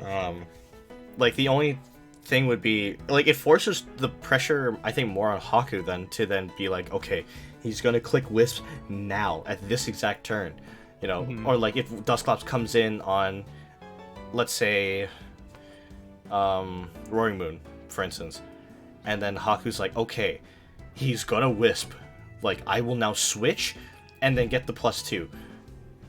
Like, what? It's too specific of a play, I feel like, and, into a lot of context, it puts the pressure on him, as opposed to kind of forcing your opponent to react to you. Right, exactly. And you never want to be in a position where you have to make, like, you have to make a read to be in a good position, right? Right, and that's such a hard read to make, and even, like, let's actually go back to, like, turn 1 here. I'm gonna set the speed to normal, because I think this sort of highlights my, like, a thought here, right? So, turn 1, it's the Wisp into Stealth Rocks, which is whatever, and then there's the switch into Clops in front of the Moltres, and here, if this is what, if this Dash Bun is entirely existent on this team, in this variation, to soak a Will-O-Wisp, why would you switch right now? Because, or actually no, it's actually even worse, because why would he Wisp staring down a Moltres? Right, exactly. So this positioning is really bad for the Dash Bun, because if he goes Porygon and it gets burned, okay, it's not going to make a huge difference because it's a Porygon, it's a special attacker, but the chip is going to like really stack up. Mhm. And then, of course, once this is burned, he's not going to Wisp again, so it's still bad. Right. So it's, I think, too much thought on Haku to start trying to make these hard reads, and if these hard reads don't pay off, like, it just puts him in a weird position. Yeah, and even more than that, like his team is not very well suited for baiting out Will-O-Wisp either, because like he's not gonna bring in Landorus on this. Right. The only thing that he could possibly bring in that could even bait out a Wisp to get the Darkspawn in for the boost is Roaring Moon. Yeah, but then That's, like, Roy the Moon only just thing clicks that really knockoff and threatens- it kills, so... Right, but like that's the only thing that really threatens this Dusclops. And at this point, he wouldn't keep the Dusclops in on the Roaring Moon, right? Yeah, he would Like, switch, go, like, most anything likely else. he wouldn't keep it in, right? Right. So, yeah, again, yeah, prep for something that not only is hard to get the read on, but his own team does not really support that line of play Right. for it to happen, right? For sure. Yeah, I think that's something to really just consider. Like for me, the trick Pechaberry thing is a little bit more valid, because it's more reasonable for Gliscor to come in on Golden Go. Right. Yeah, that makes sense to me. But like this line of play is so far out there that I don't think that there's really a good reason for this Darkspawn to have even been here in the first place. Yeah, for sure. Because I think instead of the Dash Bun, this could have just been, I don't know, Overquill, Shaman, Empoleon. Yeah, Empoleon, like I think is just a really good replacement here. Overquill is also pretty good. Yeah, I think Intimidate Overquill actually looks pretty good into this team, because it can come into even Galarian Zapdos, intimidate it, and it won't die to, like a close combat. Well, no, it'll die because will of it? Defiant. Oh, right, whoops. Never mind. I actually did. I did forgot talk to about Haku that. about that. He was like, "I need Overquill to beat something," and I was like, "What are you using Overquill to beat?" And it's like, "I can use it to intimidate Galarian Zapdos." And Oh, I'm like, right, "No, okay. You can't." That's funny. Yeah, I also forgot it had Defiant, I'm not gonna lie. I Yeah. built this thing, and I'm like, Defiant, huh? Yeah. I mean, Defiant is one of those like kind of niche use cases in singles because intimidate is much less common. Yeah, it's not very ubiquitous, but still, it is important to factor. Yeah, and especially in a game where you can get a lot of random stat drops from other things too, right? Yeah, for sure. Like- Something, I thought about this too just now, that, Haku could have done, is position this Moltres in front of the Zapdos. Because Zapdos won't kill it. Yeah, definitely. And then if this is Fizz Defense Moltres, which I think it was, like max HP, max Fizz Def, it doesn't mind taking even a Thunderous Kick at least once. And then if you don't burn with Flame Body, you burn with Wisp. So that's, one way you could have crippled the Zapdos out of existence, to set up for the easy kill a little bit later down the lane. Instead of, I think it just kills, like, Landorus for free? But, like, okay, here, yeah, turn, like, 11, I think he goes. Yeah, he clicked Outrage for some reason instead of just switching into the Moltres. Which was just kind of weird, because I don't know, I think Moltres actually had a good chance of living a Brave Bird there, but... Hold on, was this Boots Moltres? It was, right? Yeah, because Zapdos comes in. No. Oh, yeah, it is Boots. Yeah, Moltres. Yeah, Moltres. Wait, comes in, okay. So doesn't- even more so then. Yeah, he should have just switched into Moltres, preserved the Lando, instead of just clicking a random Outrage. And then Moltres could have tried to fish for a burn, and then it probably lives the hit, like at least 1 or 2 hits. And then you get a second chance to fish for burn, and if you live the second hit somehow, you get a third chance for burn with Wisp. Yeah.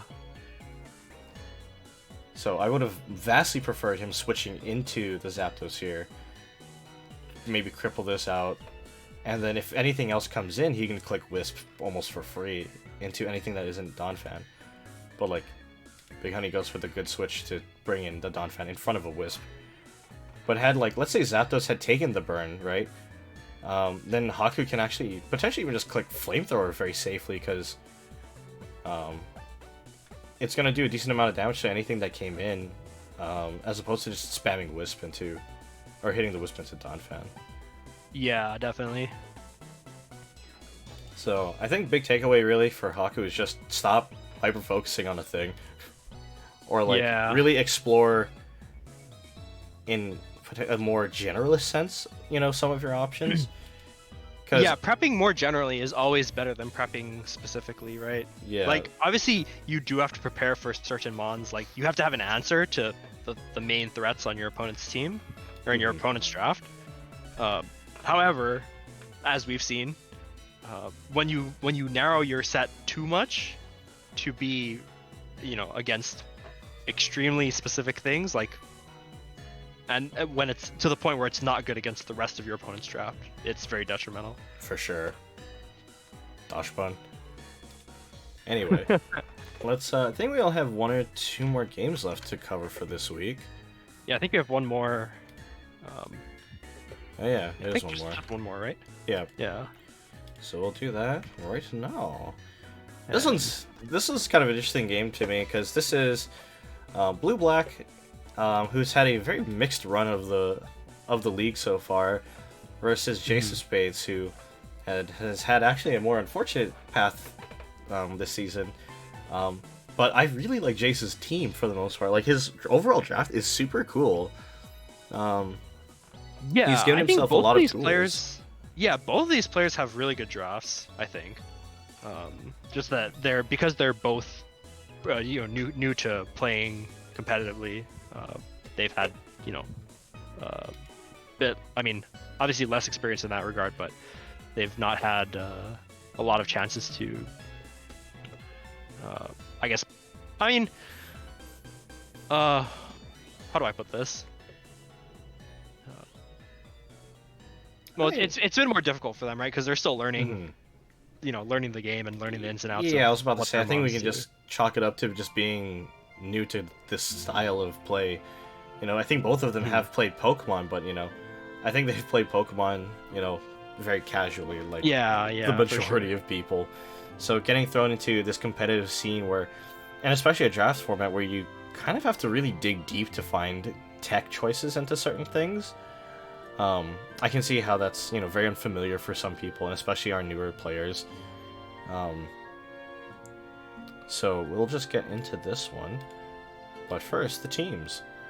Looks like Jace brought along his Dragonite, his Galarian Slowking, which actually, for one of the few times, is not paired with his Cetitan, which I think is kind of cool. He's brought Paldean Tauros every week, just about, and his Tinkaton is back, and the debut, I believe, of the Hisuian Electrode, which is really cool. This is the second game Hisuian Electrode's second? been in. Okay. Yeah, it wasn't last week's game. Oh, okay, Did pick up a KO last week, Oh, hell yeah. but didn't get to do much else because it was already kind of in a losing position. And then, last but not least, that Talonflame. Another Pokemon with a bit of story, like a bit of a history to it. So we'll go to Blue-Black here. He's got Minior, which I think has been his pet mon for like the entire season. One that he really likes, but has had a very hard time positioning, which I can't blame him. It's very it's typed very weirdly, and it's a Shell Smash user that mostly shines when it's below half. So it is, I think, quite tough to really get it to work. But we'll see if he finally figured it out this week. He's brought Tinglu, which I think is his best defensive mon. Iron Hands is back as always. It's so good. Bellybolt is in, interestingly, which is not what I would have expected to see, but it's kind of cool. Followed by Ceruledge and Flygon here, so kind of an interesting team. He's not brought his Sun Core, which is very odd to me, but yeah, this is like a kind of a half defensive core, like not quite stall, but like it's got that 3-mon defensive core, right? With the 2 electric types and Tingaloo. For sure, yeah, it's super bulky right in the middle, but it's got a couple of sweeper options with like the Flygon and the Mini, or if it's the Shell Smash variant. Yeah, even Ceruledge, right? Oh yeah, Ceruledge can also position like weak armor Sword Stance. Yeah. Scary. Very scary. So we'll just get into it here. We got the Ting Lu coming in, and it's gonna stare down a Tinkaton. Very funny. I think this is just an exchange of hazards, which is fine. You know, no complaints there. Yeah. This Encore is very interesting, because now he's Encored into the spikes. So, I'm like, to me, I'm like, he's collecting spikes anyway. What? But the knockoff getting rid of that red card is very funny to me. And actually quite smart, as Flygon gets brought in here and takes a beating from that Gigaton Hammer. The Fire Blast comes out, doesn't even do half there, as the knock gets a crit, bringing it to 2! And Throat Spray gets whipped off of it. Why didn't he just go for Boom Burst? I'm not sure. I mean, this crit knockoff was very unfortunate because, I mean, it brings the Flygon down to basically an unplayable amount of HP. E-Speed picks that up. Yep, yeah. Very cleanly. The Minior comes in here. As she Shell Smashes, gets the White Herb to clear those detriments. But the Ice Spinner comes in and gets the KO. Does pick up a KO. I really like that actually on this. I thought it was going to be like Bandit, and I'm like, this is not VGC. Ice Spinner comes in, even into the Tinglu, does a healthy 37%, as Stone Mist strikes again. Yep. And there's a crit on the Ice Spinner actually into the Lu, as Ruination gets clicked, bringing in only dealing 50%. As a Roost comes in to heal it back up, as Ruination goes off yet again. And then the E-Speed comes in and picks up the kill. That's like the 3rd or 4th crit in a row. What the hell? Yeah, what's going on with these crits? Hold on a second. Is the little man in the computer again? I thought he was like Scope Lens. Yeah. So Dragon Claw comes out here, actually, gets the KO, but interestingly, it was a Rocky Helmet Dragonite. Yeah, Dragon Claw, yeah. Rocky Helmet D-Knight, pretty good. Dragon Claw and Sarah Ledge is a nice little tech just to have an answer to this Dragonite. Yeah, I like that a lot here. The Raging Bull... We got another crit from the Raging Bull. What's going on? What the hell is This is this? definitely the little man in the computer. Oh yeah. Someone's doing something. Tauros comes in, almost kills the Belly Bolt, and if that Earthquake had crit, it was dead for sure. Chinkata comes, stares it down. The Hammer comes out, doesn't do very much because that Electric Resistance, as a Parabolic Charge with the Charge status, gets the pick KO. up another KO, yeah. So two KOs on the board for this Belly Bolt, amusingly enough. Electrode is in, gets the Energy Ball, doesn't do very much, gives it the Charge status again. As Acid Spray comes out for -2 special defense. And then the Energy Ball finally ends this Belly Bolt sweep. And Cerulege comes back in on top of those spikes. Energy Ball comes in, it's resisted, doesn't do very much, as a Bitter Blade will end this Electrode's whole career. So only Slowking and Talonflame left. Talonflame comes in here. Bravebird gets this kill, which is very nice. And here's the only questionable thing to me. I was hoping for a Wisp. But he goes for the Brave, which is okay, but we see the Rock Slide. He actually brought Rock Slide. Rock Slide will take care of that. And lastly, Slowking comes in here, stares down in Earthquake, and will pay for its troubles with its life.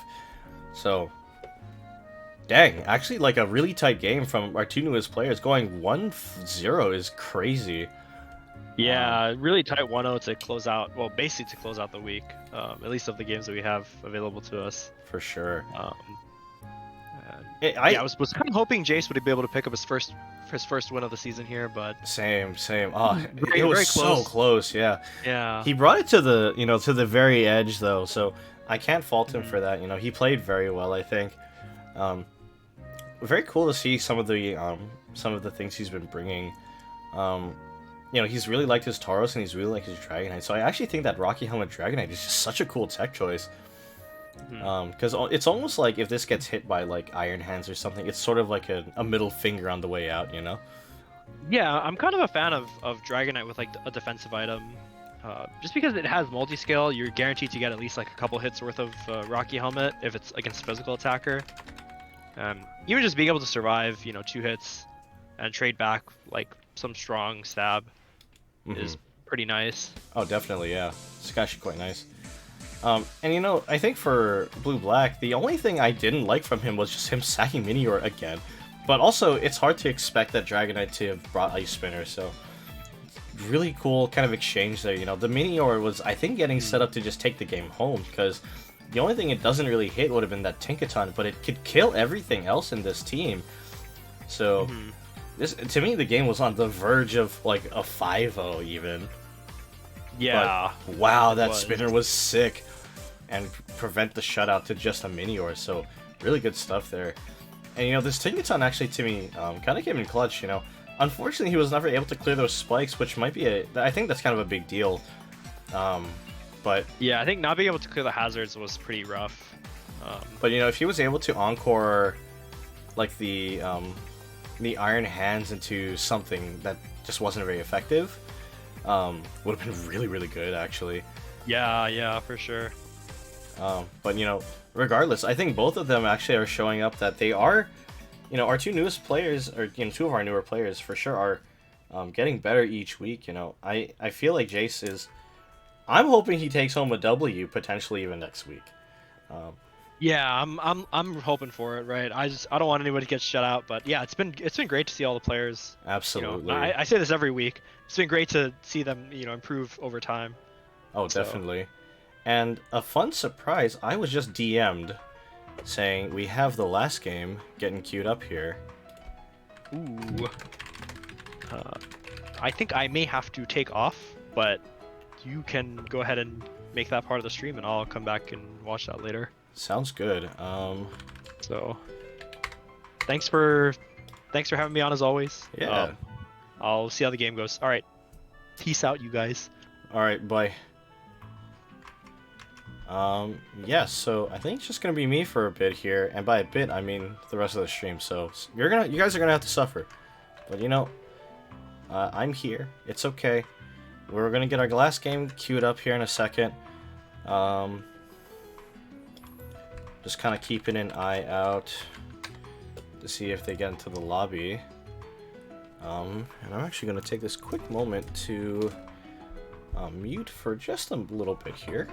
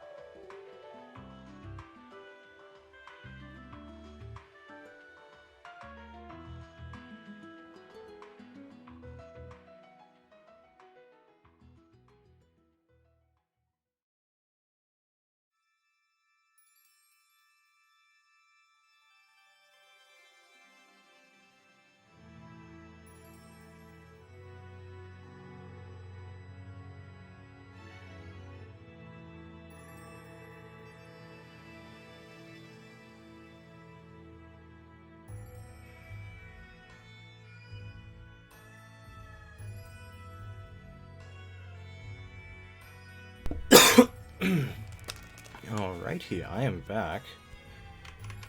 And so far, still no word from our players if the game is ready or not, but we're gonna check again. No, nothing.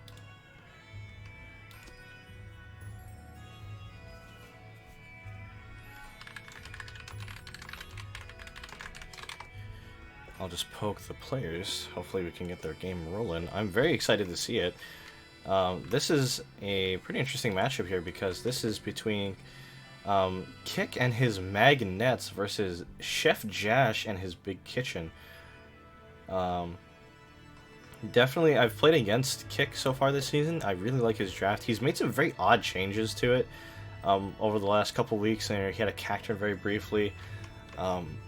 So he's got some weird stuff cooking, but, I trust him to cook.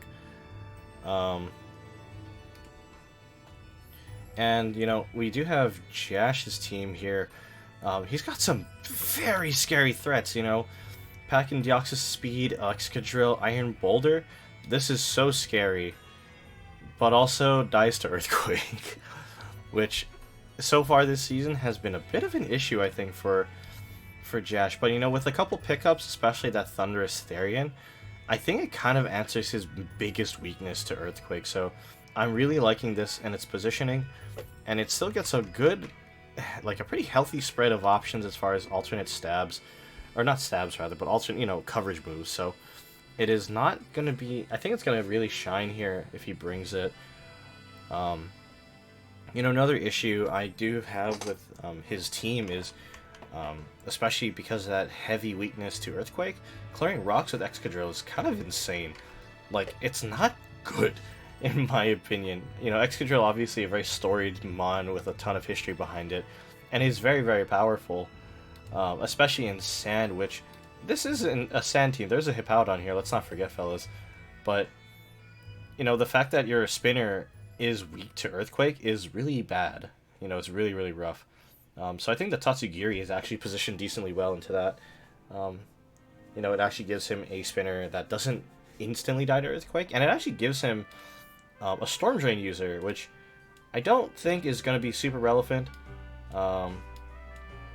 But it is still something to look at and consider.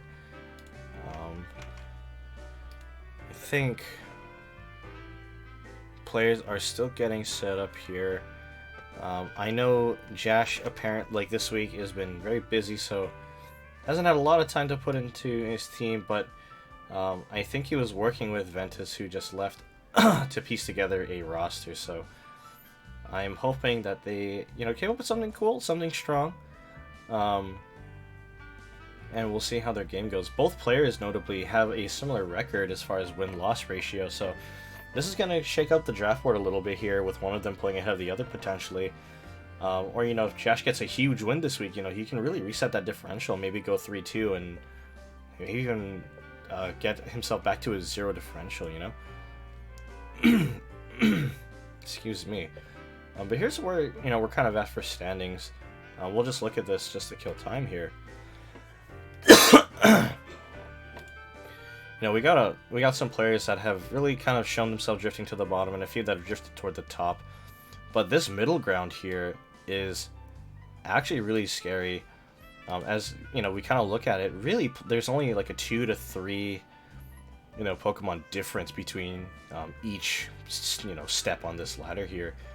So a couple big wins or a couple big losses in the next week or two. We haven't logged this week, obviously, but, once we get some things logged here, we might actually see some big shakes. I think we're going to see a few people start to pull ahead of the pack a little bit more, and others potentially falling a bit further down the wayside here. I'm still mad that Capbomb, took that clean win against me, but, very strong player. He's got a crazy draft, so I can't fault it. And really, the play was bad on my end, but god damn it, I told myself I want to hurt his differential, and I couldn't. I'm very sad about it, but that's okay. Things happen. So we're just gonna keep chilling, because I don't know where the fuck my players are. I was promised a game, damn it. Don't queue up password. I don't know why it does that.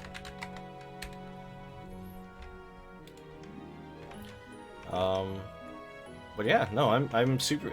Honestly, I've been very pleased with the performance from a lot of the players this season. Most people have really been, a good number of people have been shining. A lot of our newer players have been taking some really crazy wins, actually.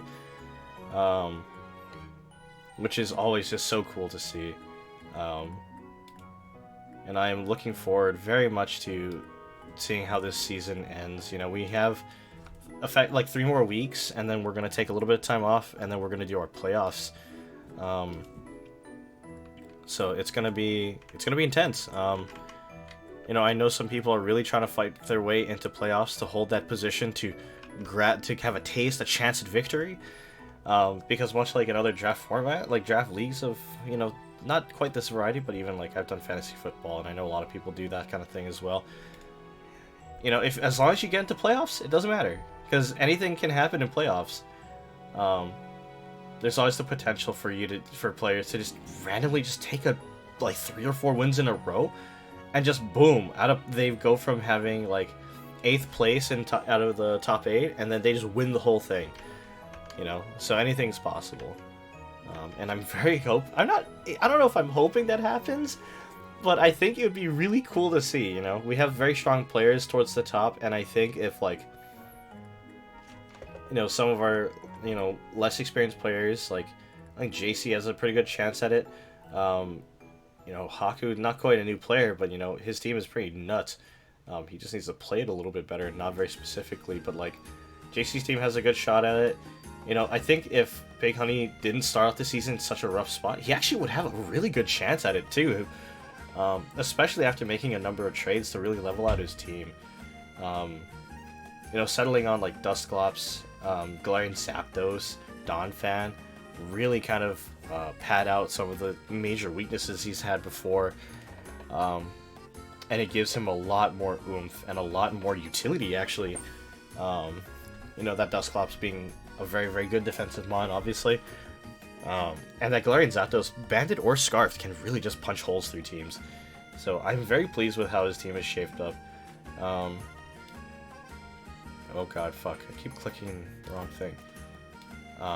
You know, I think other players too, like, Kick has been making some trades, you know, this season. They're very weird, but he also has a decent chance, actually, of, you know, holding his position in top 8 and making it to playoffs. Another player that I really want to see make it to top 8, Siege. This draft is so cool, and I have to play it against it for week 6, and I'm actually quite nervous. You know, he's got some crazy powerhouse things, and he's traded for a couple of cool mons along the way, too. He's picked up a second Reggie and Regirock, so it gives him a really good physical defensive choice. You know, he's had Registeel for a bit, and, like, the Amnesia Iron defense set is crazy. It almost forces me to run a Phaser or, like, crit somehow, which is not good. Yeah, he's got a lot of, you know, really cool things. You know, Cinderace is, I think, one of the best hazard clearers, in that you just give it away. So it gives him a really good out there. And he picked up Clefable, and I kind of forgot he did. And Clefable scares the shit out of me. I've played a lot of Gen 5, Gen 6, and Clefable, absolute monster. This thing is ridiculous. So I am a little afraid, I'm not gonna lie. I was working on my team, and I don't have a ton of answers into it. Or the ones I do aren't great, so it'll be really interesting. I'm hoping to probably do a stream tomorrow morning, as is sort of the traditional stream for us to just stream, you know, Saturday morning, 10 a.m. Hawaii time. So if folks on the mainland are awake, you are welcome to come hang out, come watch. Maybe watch it over lunch if you're just chilling at home or something. It's also just another way for me to log these games, because Jesus Christ, there's a lot of games, and I don't really stream full time because I have other things I like to do, especially my hobbies. You know, I am a hobby nut. Turns out when you're a war gamer, a lot of your time gets committed to building, painting plastic toys. So, as testament to such, after the stream ends, like mere minutes after the camera stopped rolling, I'm filming with some stuff over here you might hear in the background.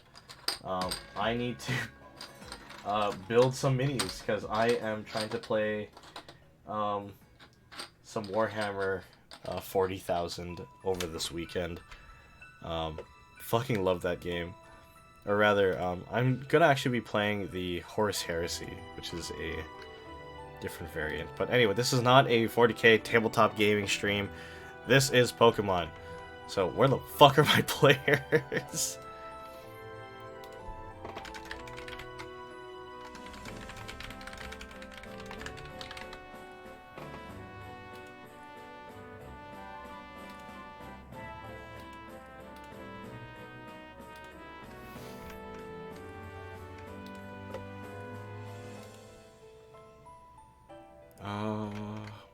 Come on.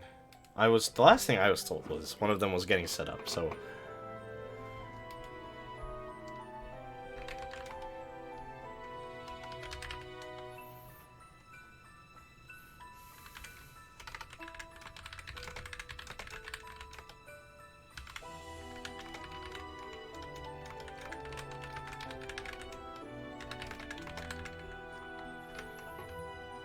Alright, I think I just got word. One of the players had just stepped away to use the restroom, but should be back shortly, so I am hoping to get the game rolling live for you guys, which will be really exciting. I am looking forward to it. This will be an interesting one, and will help, maybe not determine some of the upcoming outcomes, but will definitely shake the ladder for sure. And I do apologize if I sound very distant all of a sudden. I have to prepare some stuff, and it requires me to step away from my desk slightly, but I'm still here. I can still see, and I can still interact with you guys on camera.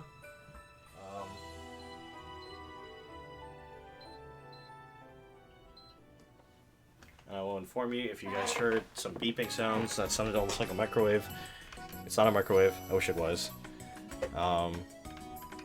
It is a UV cure station for 3D prints, because I do a lot of that as a part of my hobbies. So I need to actually get a few prints cured and prepared again for this weekend. So I gotta really crack on that after this stream concludes. So I apologize for the sounds.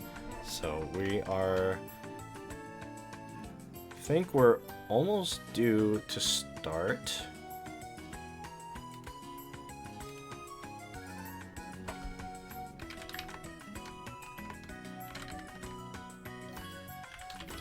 Okay.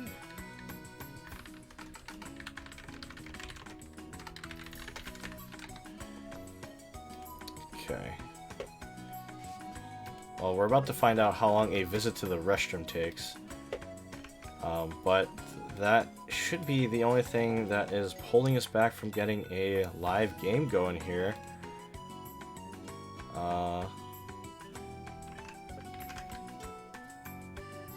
Just gonna keep an eye out here. Kind of just hoping to see that magical "we're in" tag, but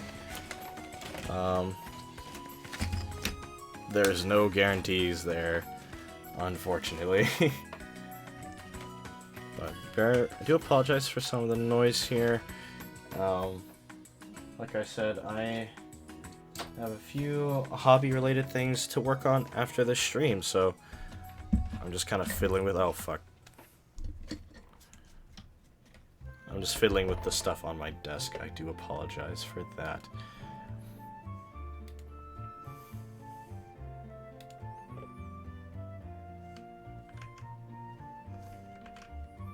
Alright, I think the game is getting set up real quick. I'm gonna give it a couple seconds.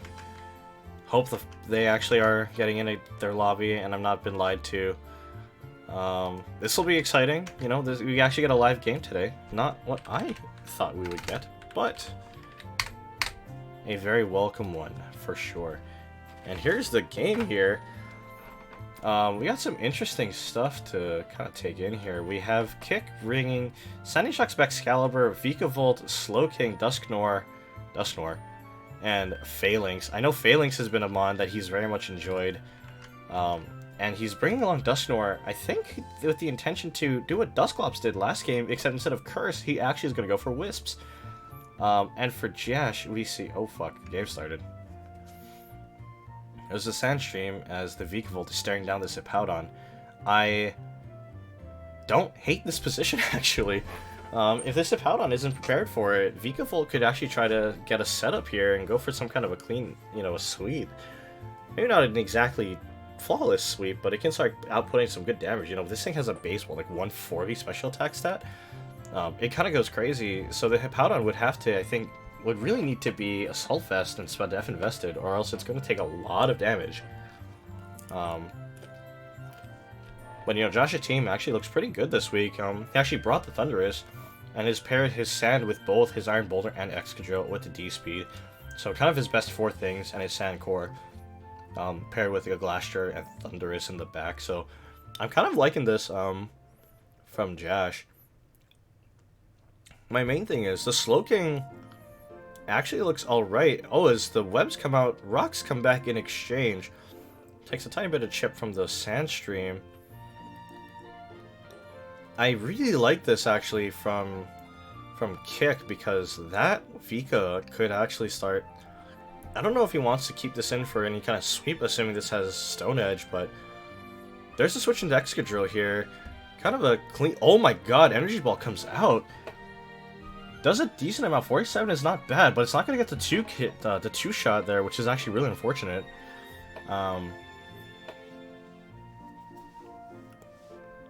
And this is almost definitely Sand Rush Excadrill, so it's going to outspeed. Not a mob, nice prediction. Oh, hey, buddy. Long time no see. And yeah, no, that was actually a good prediction. To be fair, Energy Ball hits half this team for free, so... it's as good as a prediction as it is, and I do like it. It feels also very safe. Now, the fucked part would be if this crit. Well, there's Dusknoir switching in. I think to block the spin. Swords? What? This is a very aggressive Excadrill. Holy shit. Wow. That's a play. Swordsing right in front of a Vikavolt that I think if Energy Ball high rolled a little bit, it could have killed. I'm not entirely sure if it was a roll, but there is a chance that it actually could have just killed right there. This is a dangerous extra. Yeah, absolutely. Now it's positioned really well here. But also, let's not forget, Dusknoir actually is kind of chunky. Not nearly as bulky as, unfortunately, as Dusclops rather, but you know, he's got a little bit more HP, a little bit more offensive pressure, and still at 88%. He could probably take a hit here. Earthquake comes out, gets a crit. Oh my god. I honestly think that crit mattered. Wow. This is now really awkward. Because if this is, was it Smooth Stone or something? The fucking Sandstorm extender on the Hippowdon? This Excadrill looks crazy.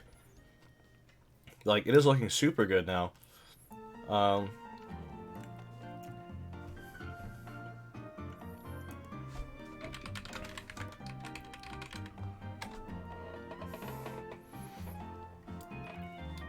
Something kind of cool that actually doesn't look terrible. Potentially the Phalanx could come in here. I don't know how bulky the Phalanx is, but if it actually is able to get off a no retreat, it will outspeed, I believe, outside of Sand. So it forces the Excadrill to kind of play a bit of a do-si-do dance here, where this comes out and Hippowdon has to come back in, but then it's also looking at Phalanx. Phalanx actually can get off a fair bit of damage. But yeah, no, this is now getting a little scary. I think it'll come down to a prediction game, because Baxcalibur is so threatening, it's so scary. If Bax can position against the Sand Excadrill, and Excadrill comes in on a 5 or 4-5 hit Icicle Spear after a dance, it could just die. Sandy Shocks comes out here. Oh, it's booster speed, but I don't think it's actually going to be faster here.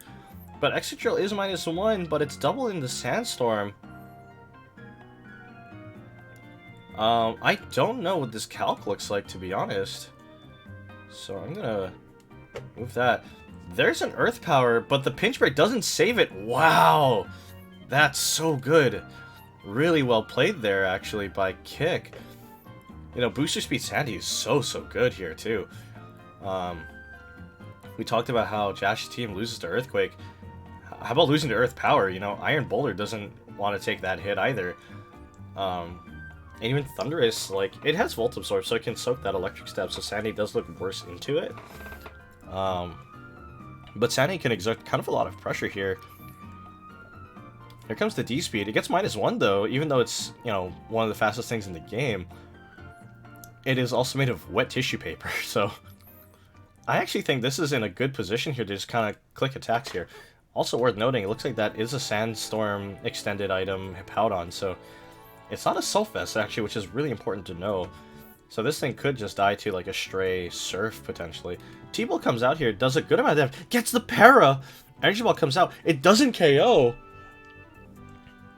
And the Deoxys takes the chip for its troubles. Wow, okay. So, oh my god, this is not really interesting. I don't know. I think if I'm Josh, I have to sack D-Speed here. Because you don't want it to stay in any further. And I think if I'm Kick, I stay. And I stay strong, you know. The only thing you don't want to click into would be Earth Power or, you know, with Electric Move into that Thunderous coming in. But it's going to be dependent on if Josh makes that assessment. It does go with Switch into Thunderous. The Volt Switch comes out, gets Volt Absorbed, so this Magnet is staying where he is for the time being. This is forcing his hand here. He has to take the Switch, I think. Unless this has some kind of like random ice coverage move that I've never heard of, and it's not Terra. You can't Terra it in this draft format, so you can't fish for the Terra Ice either. Which Terra Ice would have been kind of crazy. I think I lost some games last season to a Terra Ice Sandy Shocks. That thing was terrifying. So thank God it can't Terra in this format.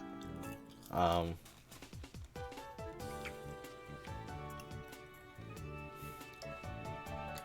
another scary thing is this Thunderous has kind of a lot of options here. Vikavolt does come out here, takes a good amount of chip damage from that.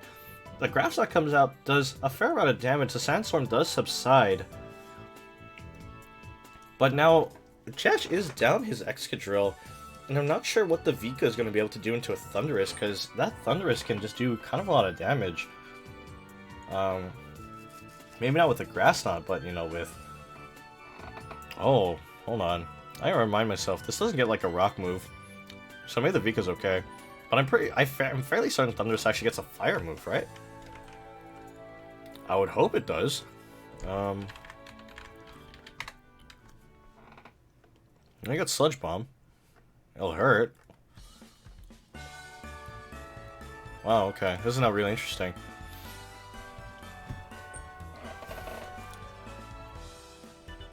Wait, these are all shaped magnets. Horseshoe magnet, U-shaped magnet, oval-shaped magnet. That's funny. Yeah, I think we forgot to comment on the nicknames people ran this week, so bit of an L for us on as the casters this time around, but that's okay. There's always next week. So, I'm not sure what I would do here. Like, this is a weird position for Jash, I think, especially. This could, like, the Thunders could actually stay in. And it's not that bad, but like if he's trying to really play into the sand portion of his team, switching Powdon would be the obvious play, but I don't like that if it's starting down the Vikavolt with Energy Ball. That's going to really start to stack up. Conversely, like, I'm not sure if Kick wants to stay in with the Vika either. Like, he might just be trying to bait out attack, but here comes the switch into Hippowdon. Vika does stay in, Energy Ball comes out, and gets 75% of the Hippo. That's so much damage. And no matter what switches in, it's going to take a ton of damage from this Vikavolt, and it's going to be -1 speed, and Jash didn't bring a spinner, or rather, I think his only spinner was the Excadrill, but he let it die way too early for my liking. You know, it died staring down that, the Sandy Shocks. Wow, okay. Thunder switches in here, it gets hit by the Energy Ball. 24% is actually decent chip, as both of these mons take it in the, you know, a little bit more chip damage to the face.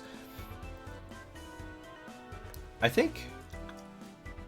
I don't want to say the Vika's, you know, seen all of its use, because it's actually not terrible into Boulder, because if he can position well for it, it lives... Okay, well, there's a crit Grass Knot. Well, the crit mattered, I think. Alright, fair enough, fair enough. There's a Slowking here. It is... this is Boot Slowking. And I'm kind of liking that, because with Regenerator, this thing gets a lot of survivability. There's the Grass Knot. Gets a crit Oko! No way. Bax has to come out here. And Bax is not faster.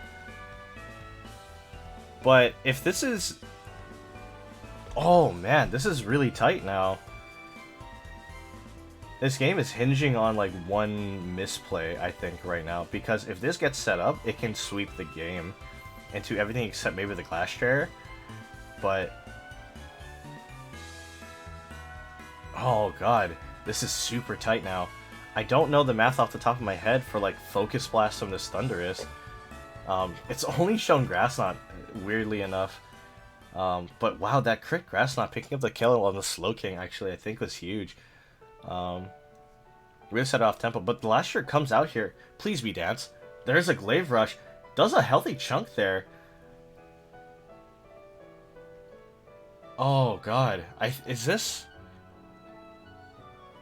I think this is loaded die,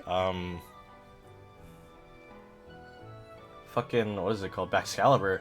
So I honestly don't know if he stays in here. I feel like he can. I would have vastly preferred to dance right there instead of, you know, go for Glaive Rush, because Glaive Rush doesn't do a... It's like respectable damage into most things, but also at the same token, I think just going Isosphere would have dealt a lot of damage to everything except this Glastrier. So I'm not fond of the Glaive click here, but otherwise, pretty okay. I still think Dance would have been much better, because then you position far better. Glaive Rush comes back... What? Huh? Terra Blast comes out, will get the kill after the Sand. I don't know what that was.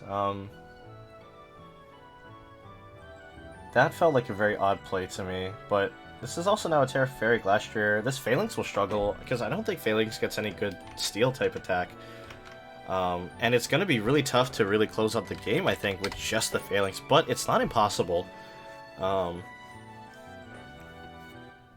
It does get Iron Head, which is kind of cool. Here comes the Sandy Shocks once again. It is always going to be faster, even though there's no booster speed on it. It'll just naturally outspeed Glastrier. Glastrier is very, very slow, and even at -1, even more so, it's going to be really, really slow. So it's going to be interesting, because I don't know what he clicks here. Because none of these look good, and the Thunderous is still alive. So potentially Earth Power? Probably his best click. But Glastrier is just so tanky. It's gonna be hard to really punch through it, but Glastrier doesn't have good special defense, I think. No, it does. It's still 110. Good god. So this is now really awkward, you know. I think losing the backs when he lost it was just really bad. And I think if it was like a banded Baxcalibur or something, or Scarfed, like, I don't super agree with that play. Because going Glaive into Glaive makes no sense, because you can't do that.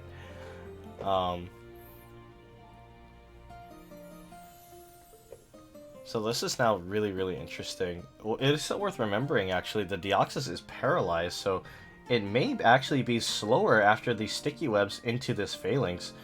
So, are we going to see the Phalanx reverse sweep? Earth Power comes out here, does a decent amount of damage. Terra Blast will get this KO, though.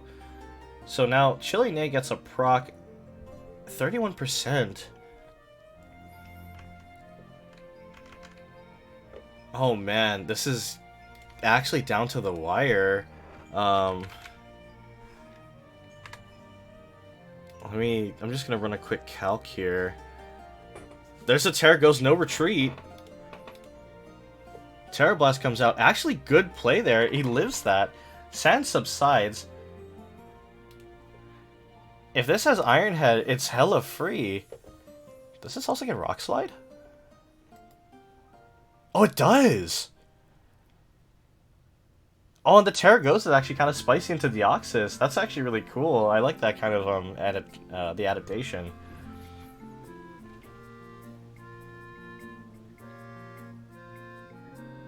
Oh man, this is actually super hype now. Because this is sort of like, it is cool that this is the last time. Terra Ghost. There's the Terra Blast. I like that a lot here. Oh god, I have to check something here. If he's +1 into, you know, standard Thunderous Therian, he actually outspeeds. Hold up, this Deoxys is super slow. It is para and -1. Terra Blast, oh my god, Terra Blast gets this kill. No way. Hold up. Phalanx. The only thing Jash has that could maybe take the hit would be Iron Boulder. But everything else has been injured, and even the Boulder I don't think wants to take any kind of physical hit there. Hippowdon comes in. This is just sack fodder, I think, just to set up the Sand. But also worth mentioning, you know, Sand does improve this, the defensive stats for rock types, but it's only the special defense, and this is a physical attacking fucking Phalanx. and at +1 will outspeed this Thunderous, and at +1 attack, I think will just kill. Iron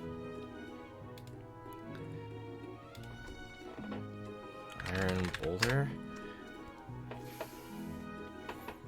So the only thing really is I think the only out would be, hold on a minute. Holy shit. No way. I'm losing it. No fucking way.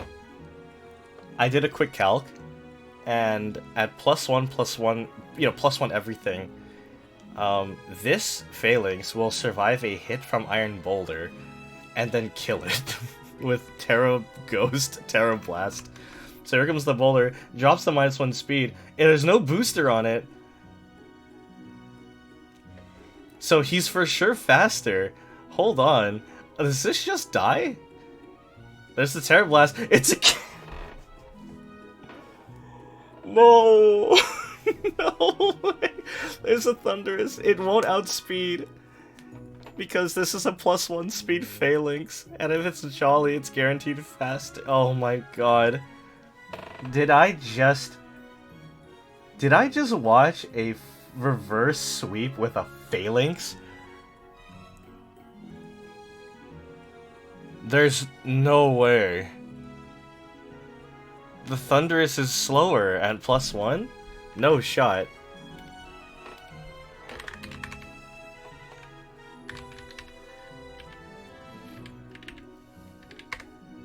Oh my fucking god. No way, dude. Yo, that was so fucking cool.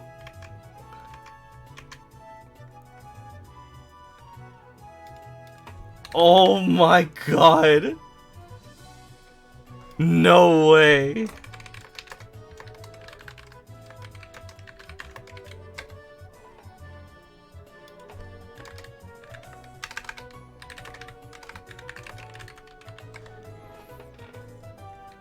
Holy fuck.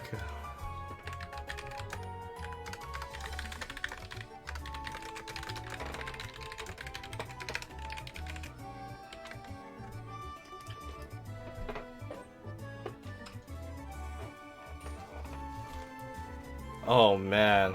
All right, let me get my players in here. Yeah. Well, GG guys. I actually was spectating your game and streaming it, so you are live, so no racial slurs. Oh, nice. Oh, great. But wow, very tight game, guys. Good shit. Yeah, that was Oh. fun. That was absolutely fun. Nick and I were talking, and we were both like really surprised at several points in that game. Yeah, let you guys. We can talk through this one actually. I mean, that's sort of why I dragged you into the back row. I'll tell anyway. you something that took me by surprise. Extratrail Okoing my bloody Duskinor. Help! Yeah, that caught me off guard. I was fully planning on trading Excadrill for a good switch in, if I'm gonna be honest. But the KO, I was like, I mean, I'll take it, right? Yeah, I think there were 2 points where I was like, hold the fuck up. I think the crit mattered, and I think it's this Earthquake into Dusknoir. And it was the then Grass Knot into Slow King. Yeah, I was like, what the Both of fuck? them I mattered. was like, I'm pretty sure that was just a lucky crit. No way. Yeah, but, I was fully expecting to like just get some damage and then get a switch in. yeah. Or like, I was thinking like it would be you get damage off, and then Nick just gets off the chilly reception, and then Bax comes in, and I'm like, okay, well, Bax came in. But then you killed it, I'm like, holy shit, wait. Bax can't come in safely now. Yeah, so Bax couldn't come in safely. So at this point, I just chose Bax to just be like a sacrificial target, just get as much damage as he can in. Yeah, I will say, the only thing I disagreed with was you glaive rushed twice. I was like, huh. you know why? you 'Cause banded? this is a choice scarfed plus speed Bax. Holy fuck. Okay. It outspeeds Yeah. Excadrill at -1. Or it actually Yeah. no, it doesn't outspeed. It actually matches XGO. Oh, so you were just straight gambling for the 50-50 at -1 in Yes. sand in the sand. Yep. Okay, wow. God damn it. Kind of insane then, actually. Holy shit. Yeah. I think another I think critical moment too the- was the para on Deoxys Deoxys. speed. Yeah, I was the, like- the para on Deoxys was so brutal. I was like, when he landed that, I was like, well, I mean, fuck this guy, right? Yeah.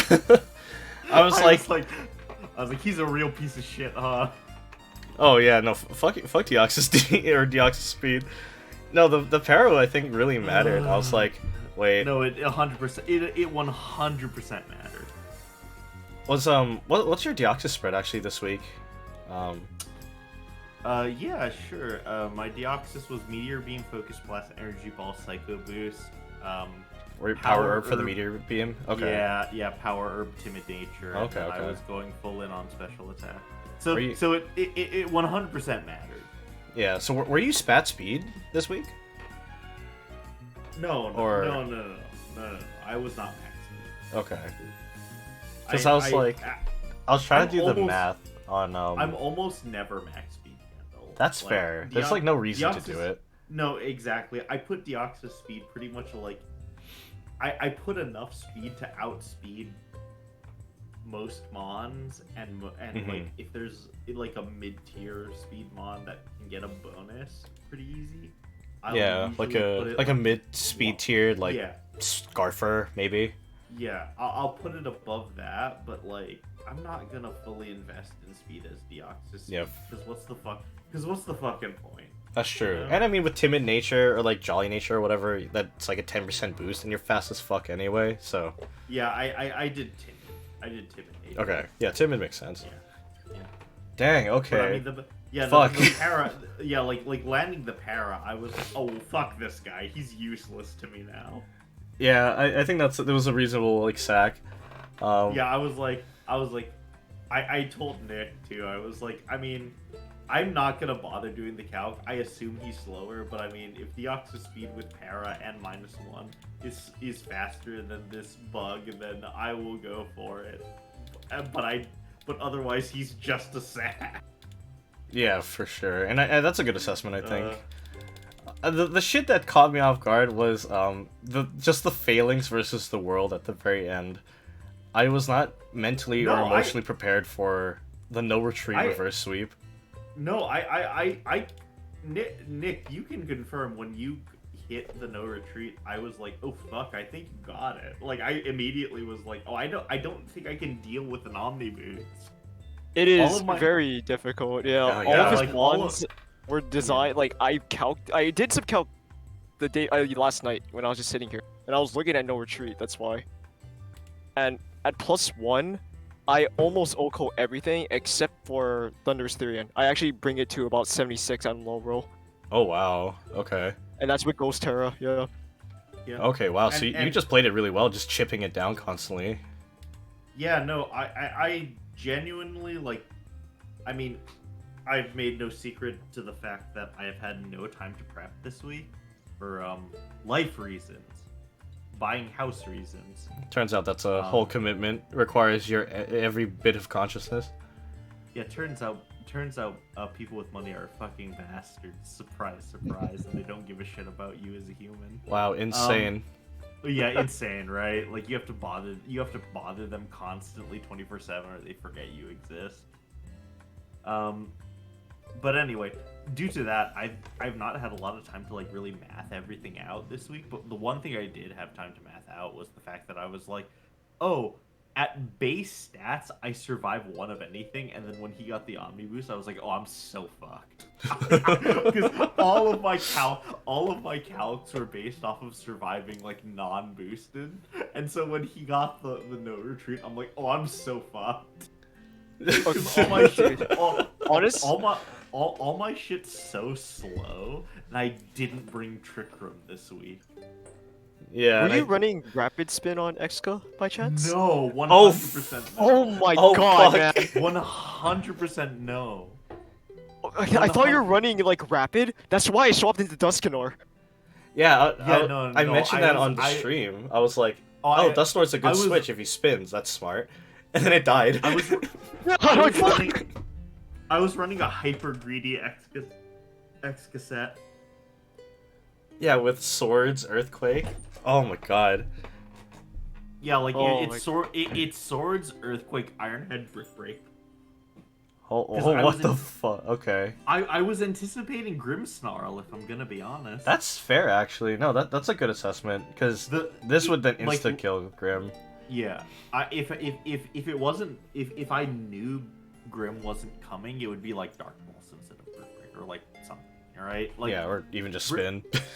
Yeah, or spin. But like I was convinced that I was like, wow, why would you not take Grimmsnarl? Mhm. So the fact that and like we don't have to go into all the details, but like I made like 2 other move picks assuming Grim would be there. So I mean like damn. Oh, don't worry, man. You were close. Like, I was about to put Grim on this team. But I'm I- like, you know what? Maybe screens. I'm gonna just forgo screens this game. No, but that was the smart play, right? Because I just like assumed screens was gonna be the play. That's why like when we were alone in the lobby and we started, I had said fully out the gate. I was like, damn, I thought you were bringing Grim. Like I should have gone with the Quillfish team. Dude. Oh, Cause- you don't understand. I was so panicked for Tatsu. That's what I was prepping for all this time, was for Tatsugiri to show up. Yeah, I'm looking This- at your okay, team the and I'm choice like, method- Tatsu just fucks this, right? Like, The Choice Scarf Max was also designed to outspeed Tatsu, and I could kill it in one hit oh, outspeed it and then one tap with with Glaive with Rush. glaive. That was Oh it. my fucking yeah. god. I'm gonna be real. Like I calced, full transparency. I had no time to like really like do calcs on my own this week because like what I said on Wednesday. Blaze made 2 teams for me as like a base to work off on, and one was this team and the other was like a Tatsu centric team. And I looked at the Tatsu centric team, and I did like 2 calcs, and then I looked at your team, Nick, and then I went, wait, Tatsu fucks him. He's 100% gonna counter Tatsu. And I went with the other, more just like general better team because I genuinely, and I have no way of confirming this, but I was like sitting in my bathtub being like, no, if Tatsu fucks him, he's gonna hard counter for it. So I'm like, even if I lost, I'm like very gratified that this was in your head, Nick. I know. Oh my god. That's why, like, I was super quiet. Like, they were all talking, like, last night. I'm sitting there thinking to myself, like, what am I gonna do?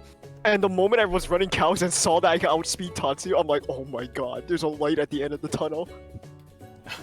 God bless, dude. Yeah, I was like, I'm No, looking at the teams, and I was like, you know, Tatsugiri kind of goes crazy, and then I didn't see Tatsu, and I'm like, oh, all right, cool. I think it's kind of a weird, like, I know you know that I know play. Yeah, it's that the mind happened at game. Last minute. Well, yeah, I mean, I feel like I'm glad that worked out because it 100% didn't work out on weeks 2 and 3 where I tried that shit. True. Where I tried to be very clever and I suffered greatly for it. Dude, I was sweating, man. When I realized that, like, I only killed Exka, and I saw that, like, 4 of my mons were dead already. No, but placing the sticky web really fucked me. I'm gonna be real. Yeah, Like, the webs yeah, play a huge That's why it's deal. like, Vika, I just submitted to just being a sack this week. Yeah. I'm like, you need to drop webs, and that's all you're gonna be doing now. It was a you good know- sack. well, it also dealt damage. well- Like that No, email kind of yeah. chipped a lot. No, Vika was good because you want to know what's really funny? I didn't say it out loud. None of my mons hit Vika for super effective. I had a feeling. I was looking at I was mathing out in my head like what move options you had. The only thing you could have done is that meteor beam from Deoxys. Yeah, that's the thing, right? I was like, Deoxys was the only one who could kill Vika, and it was never in when Vika was in. Or actually, And no, Iron Boulder could do it with Mighty Cleave. Oh, with Mighty Cleave. Yeah, but like that's so fucking. Yeah, it's very Whatever, specific. right? Like that's you have to Yeah. really position for it. Well, you want to know what sucks? Iron Boulder had had the tango berry. It was prepping for it. Oh, wait, which pinch berry is those? It's the bug berry. Oh my god. Oh, and 'Cause I prep was- for the Vika. Oh, that's Yeah. actually okay. That's kind I- of sick. I had like genuinely just fucked up my iron boulder timing, if I'm gonna be honest. Yeah, I think I should have. it could I have come in should've sooner. Yeah, I should have switched boulder in sooner. Like by the end of the game, I had realized I had kind of been too conservative with iron boulder, which honestly is because this is my first. I'm not gonna say this is my first like competitive Pokemon thing because I've done like VGC online and stuff, but like this is my first draft singles tournament. But I like have really fucked. I think last week and this week are both like real demonstrations of like, hey, if you're not super familiar with the tempo of the game, you're gonna fuck up. I genuinely think that both last week and this week are good examples of that, where I was like, I made a decision that at the time seems good, and then upon reflection, I'm like, oh, that was just super wrong. Because Alright. I should have just done it earlier. So I actually need to hop out because I have other obligations I need to fulfill. Meaning I gotta go watch scrims for my esports team. Oh, I thought you were gonna say you were gonna play Helldivers, and I was gonna kick you in the face. Hey man, democracy can wait just a little bit. Hey, what the Alright. fuck? You know, fair enough. Well- But yeah, good games though. Yeah, that thanks. was very fun. Thanks, guys, Yeah. for coming in. Get out of my booth. Okay. Alright. If you want space for Helldivers later tonight, though. I will see where I'm at. That is up for debate. As I also have a few things to do. Yeah, for Um, sure. yeah, I'll let I you know. also don't. I don't know if you saw, but on a tangential note, 40K related note, Alex messaged me the other night about Heresy? Yeah, heresy. I was told, yes. Yeah, I hadn't known you guys were getting like that far into it.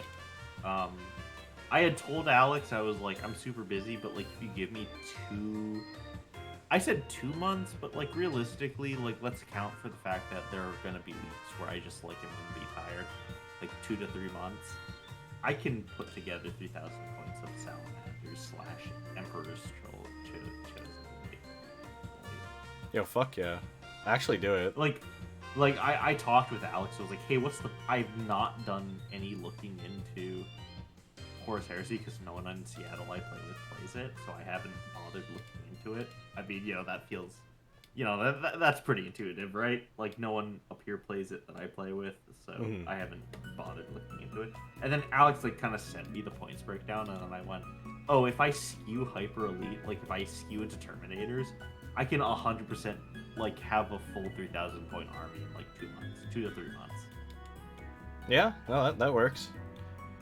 And even more so, Uh, if you stick them in transports, just get like 2 Spartans. Yeah, 100%.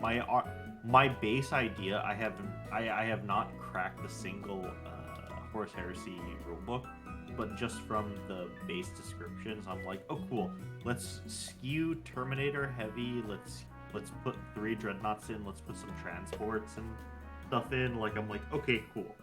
It's Yeah. just an elite skewed Space Marine army. Yeah, basically. And if you play I think a certain Rite of War, you can make them line, and then you would just need like 2 troops choices, and that's pretty much it.